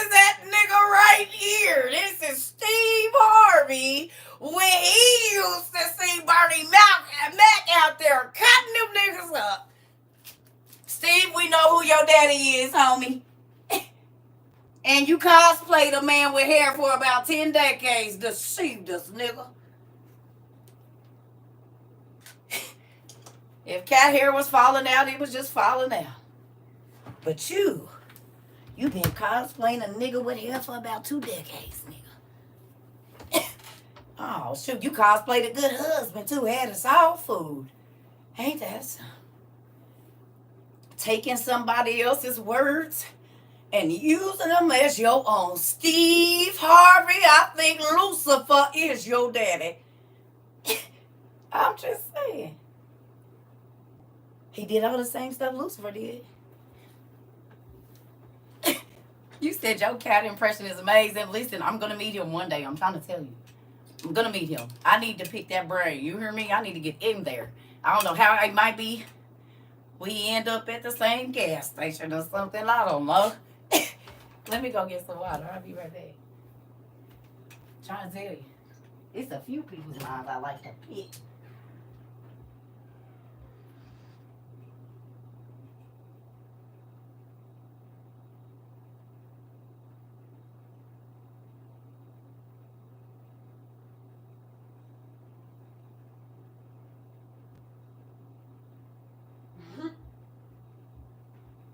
I'm trying to tell you. Listen here. He's like the only comedy I watch. Him and Mike Epps. Other than that, I don't really get down to it.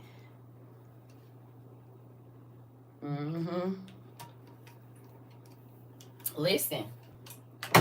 Y'all better start paying attention to people's character. You thought we knew each other. I wish we did. I just wanna pick that man's brain. Listen here, I got a whole bunch of questions for you. Listen here. I always have wanted to, like, see, y'all gotta know. I pay attention to certain things. A lot of stuff don't keep my interest.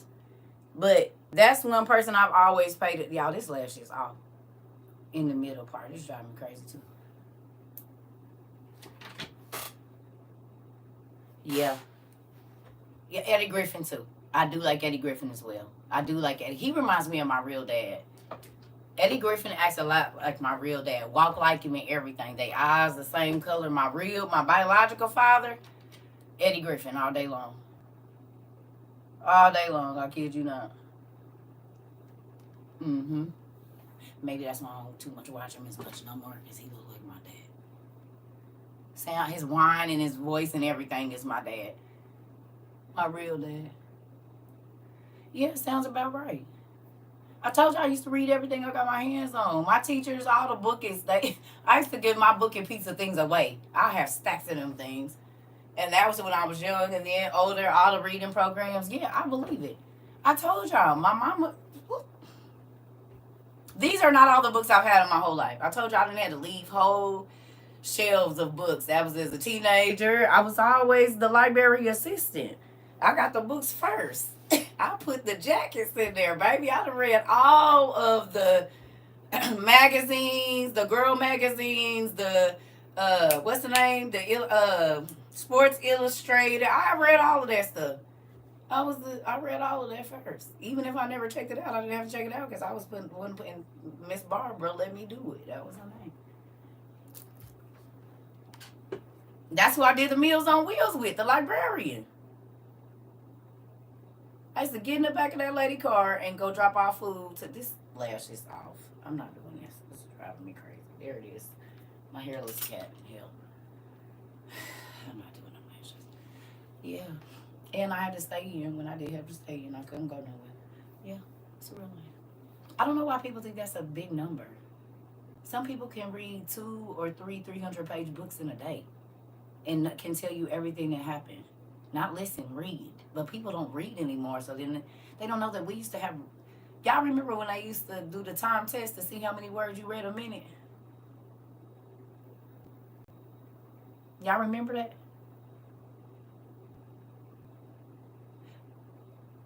Okay. Well, now that my eyes are bad, it's different. But when my eyes were okay, I was always at the top of the class for that. So they had to start going up in grades. I told y'all I was reading at a sophomore college level in the 5th grade. No joke. And if I call her back, she'll tell you. I was in the 5th grade reading the sophomore college level. So I believe all of it. I'm trying to tell you. Now my eyes is crazy and stuff just don't work like the way that it used to, and I don't get to read as much because I'm teaching more. But yeah, see y'all, baby.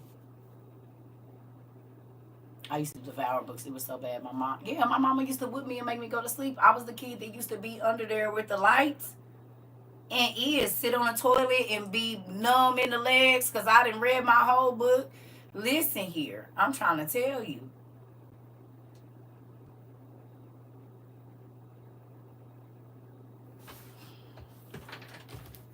Now,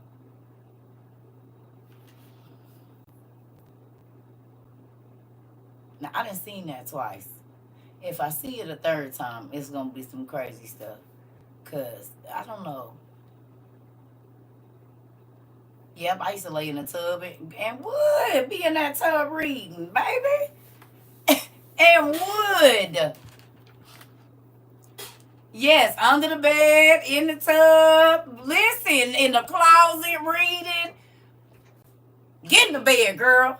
Be mad. I started being happy when my mama and them start working overnight. Cause then I can stay up reading all night. I'll get 2 or 3 books and bring them home. Yes. Reading is a way to escape if you don't get to leave the physical space that you're in before this internet mess, right? Reading was a way that you left. This is why people that are incarcerated read so much, because if you have a vivid imagination, for the time that you're in that book, you're not in the space that you're in. You said, I'm in the closet right now hiding from my kids. Baby, I know it. Yeah. So it's a way to, if you cannot physically leave your situation, to leave. It is. Yeah. I mean, sometimes you can't get out of your situation. You trapped there, so you just gotta do the best you can. I used to be in Middle Earth Indoor. Listen, and was. I'm about to get back to reading too. Y'all gonna be mad at me. I'm telling you right now. Because there's no way that I have all these books in here, and a lot of them I haven't even got to get down through 3. But not a lot, not all of them, but you know the books y'all sent me. Unless I'm teaching, I don't get to touch them, and that's kind of doing something to me. I don't get to get lost in my books no more because it's so many. So.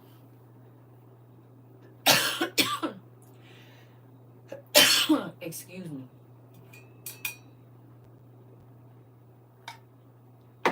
So come on. Oh yeah, we about to be done. I don't know why I might not even come back on this evening because we've been doing like 6-hour classes like crazy, 5-6 hour classes. And they be long, and that's why I be asleep for 4 hours after this. Eat and lay down. That's also why I'm getting this middle section. I gotta get my life back together. Thank you. Okay, so look. All right.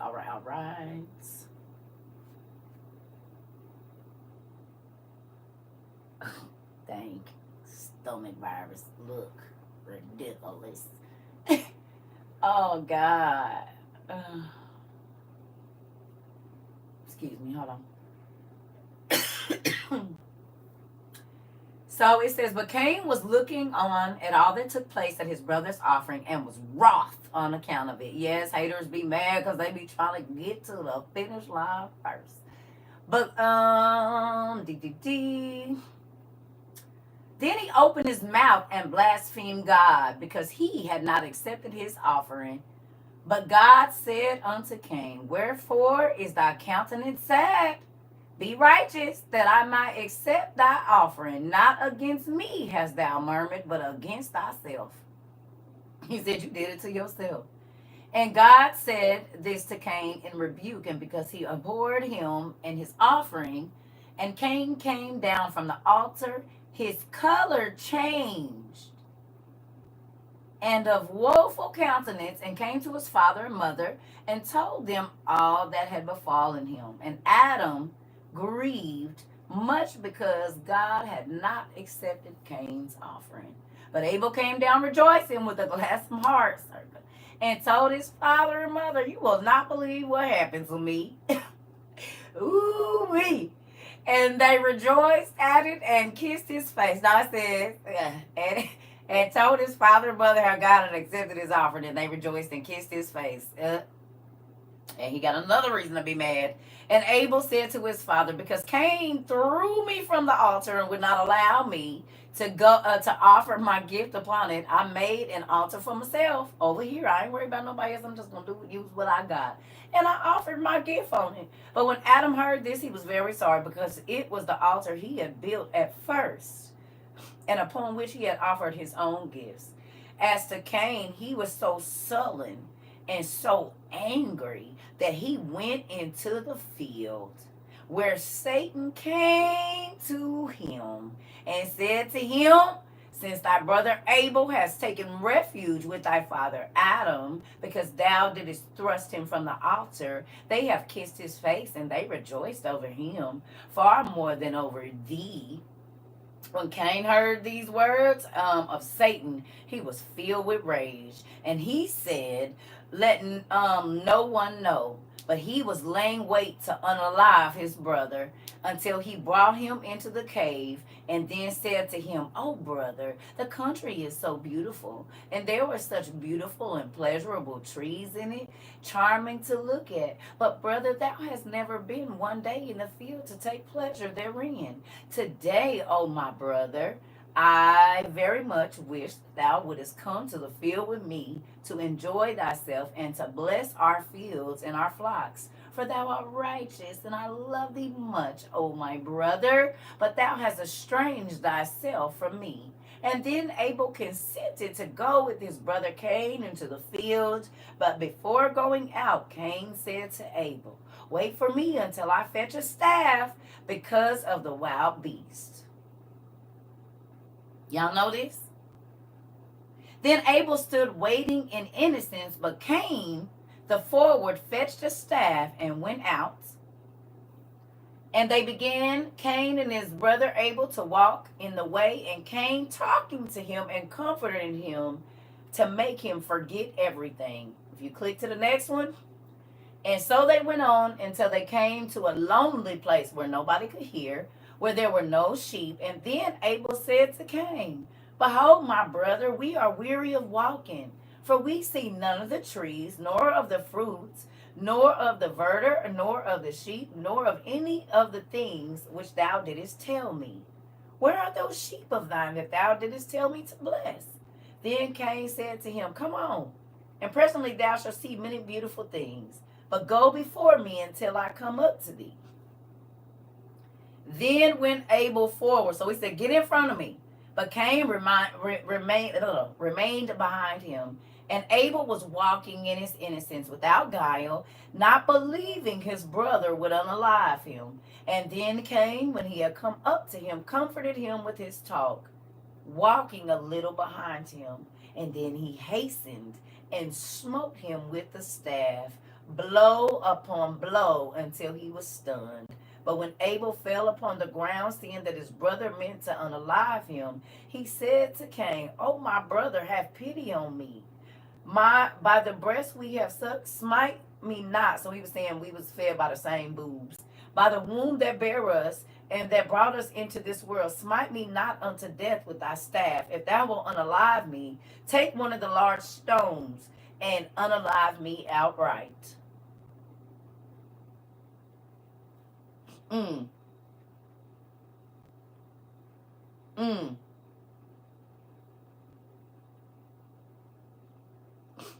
Then Cain, the hard-hearted, cruel unaliver, took a large stone and smote his brother with it upon the head until his brains oozed out, and he weltered in his blood before him. And Cain repented not of what he had done.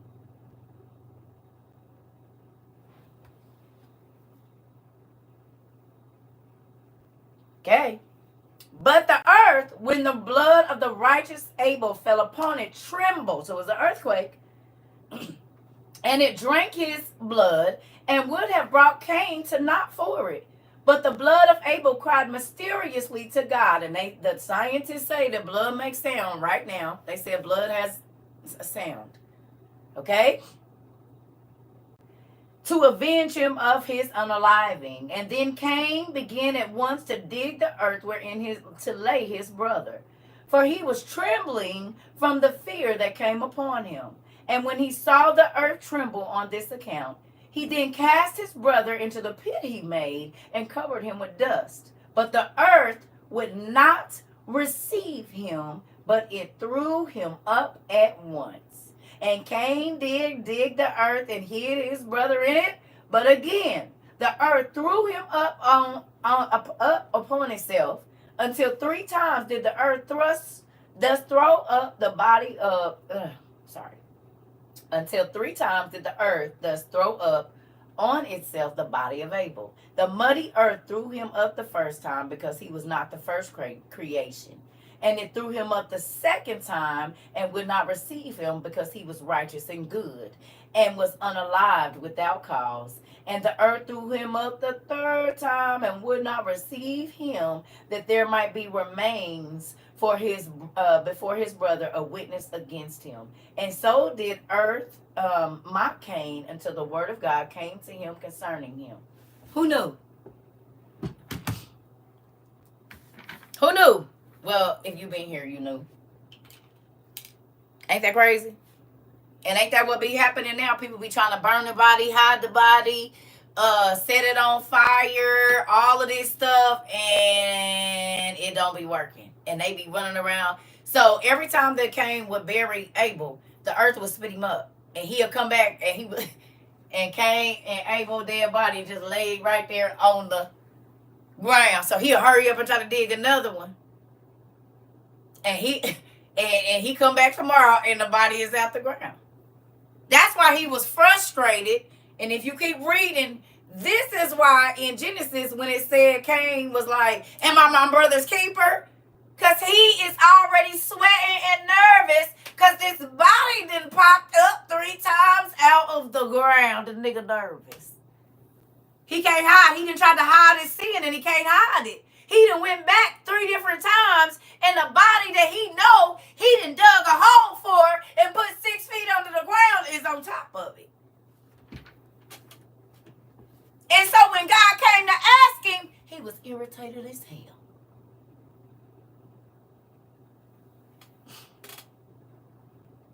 I don't know where he is, lies. You do. And you don't think that I know that the earth keep popping him up. That's why you're frustrated, because you wouldn't have been as frustrated if you didn't know or not if that body was going. If you thought it was his, you would have been cool, calm, and collected. I don't know where he is. But because you know the clues kept popping up, popping up, popping up, popping up, popping up, oh, popping up, popping up. You hear me? So you be irritated because you know you caught. You're just waiting to get caught. This is why people that commit crimes be antsy, always looking out the windows. You waiting. Verse 48. Tell me this ain't juicy. What part of this ain't we still seeing on TV and everywhere else? Like, this is all that. Y'all wonder why they took it out of the Bible? Because then you'll know the first 48, like you said, and snapped and all of that. It literally saying ain't nothing new under the sun.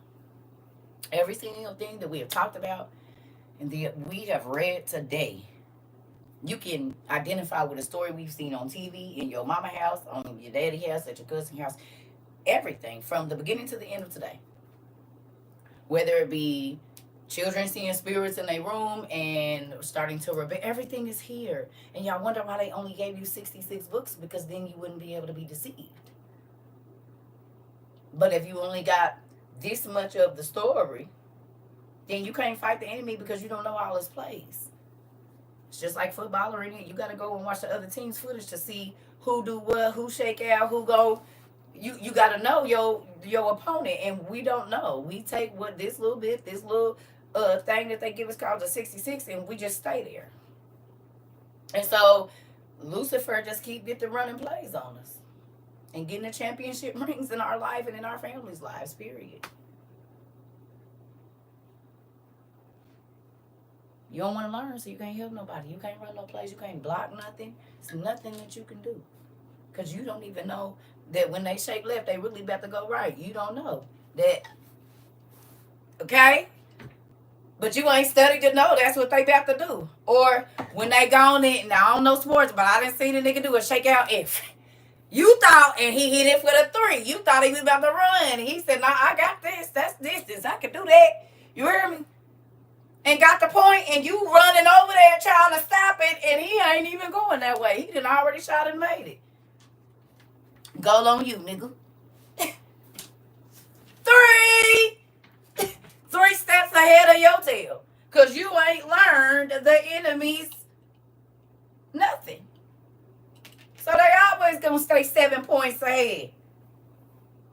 Y'all got 7, they got 49.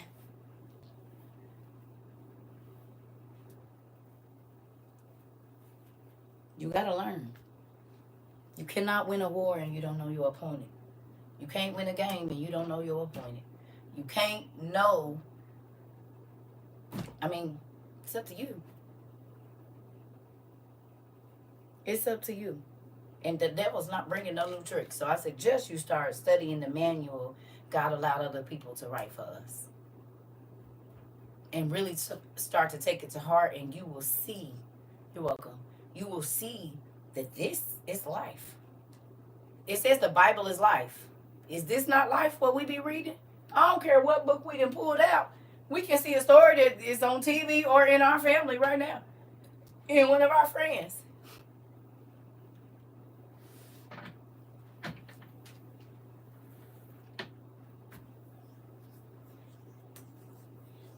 I'm just trying to tell y'all, like, the devil don't gotta win. But you gotta know where to go and how to fight. You gotta have your armor. You gotta know when to fight and when not to fight, and when to attack and when not to attack. Like, you can't win if you don't know.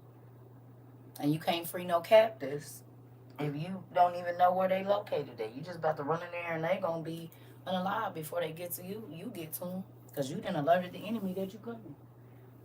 With all you standing on the corner, yelling. Y'all do that, I'm going to run in the back door. Y'all keep on being my interference. See, the enemy know to look for y'all, so they be out there with y'all. And while y'all out there on them soapboxes, I be walking out with the captives like this.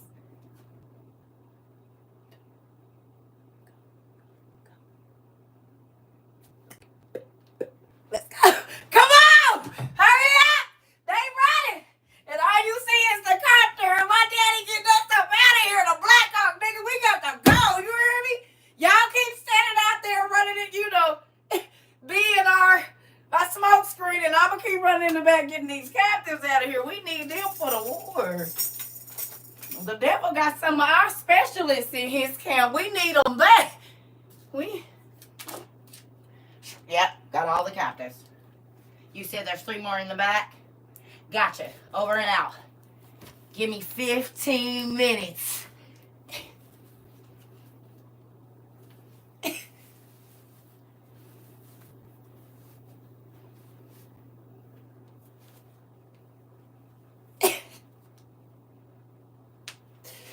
You said what? You said they got 5 more of them. I know they got out all the ones they can, so let me. They got to bring in the special ops when the regular folks can't get past the enemy. So, you know, I got the, excuse me. I mean, if the devil using disguises, I better have some. You know what I'm saying? I didn't learn from the beginning till now. This dude gonna keep a disguise. So, I'll need to.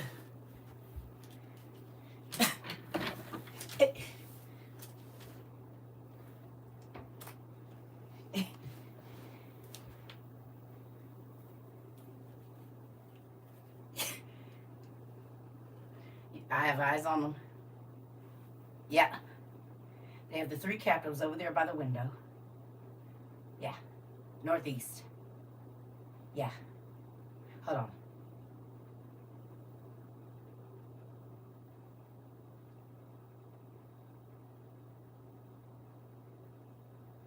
Okay, yeah. Move. Like, so while y'all out there on the corner letting them niggas know you coming, we going to get the captors. That's what we going to do. And they don't never expect all of this right here you see behind me when they see me in here in a crop top and stuff and playing trap music.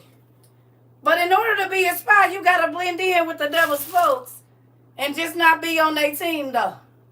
You see what I'm saying?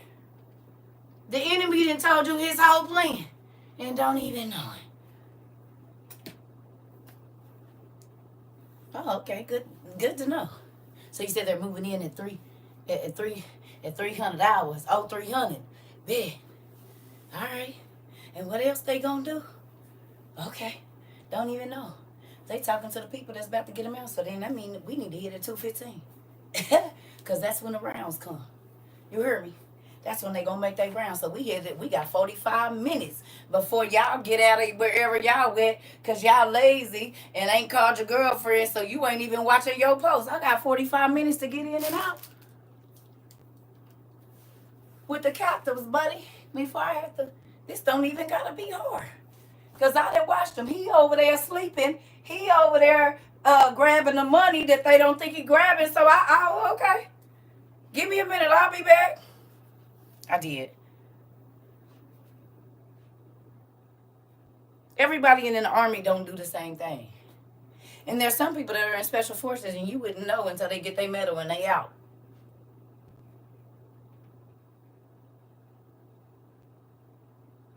You think they're a paper salesman.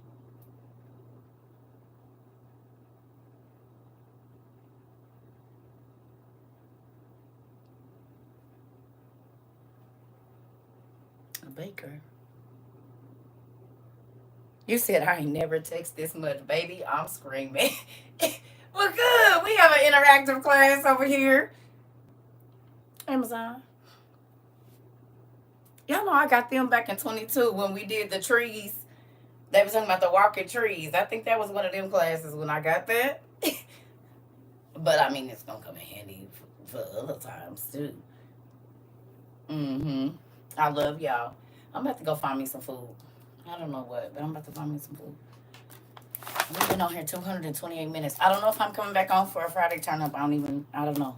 So I need to do my nails and I need to shampoo my hair tonight, but might be my self-care night. Okay, I was supposed to go take my homeless stuff, but I ain't heard from nobody, so here we go. The rest of it anyway.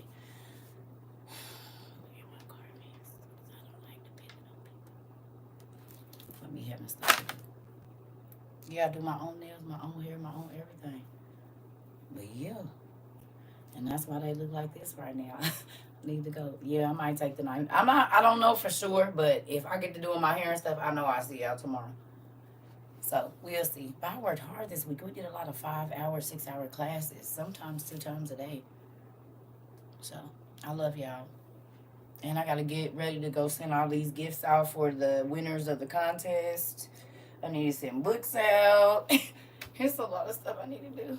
So even when I'm not working, I still got to work. I love y'all. See y'all in a little bit.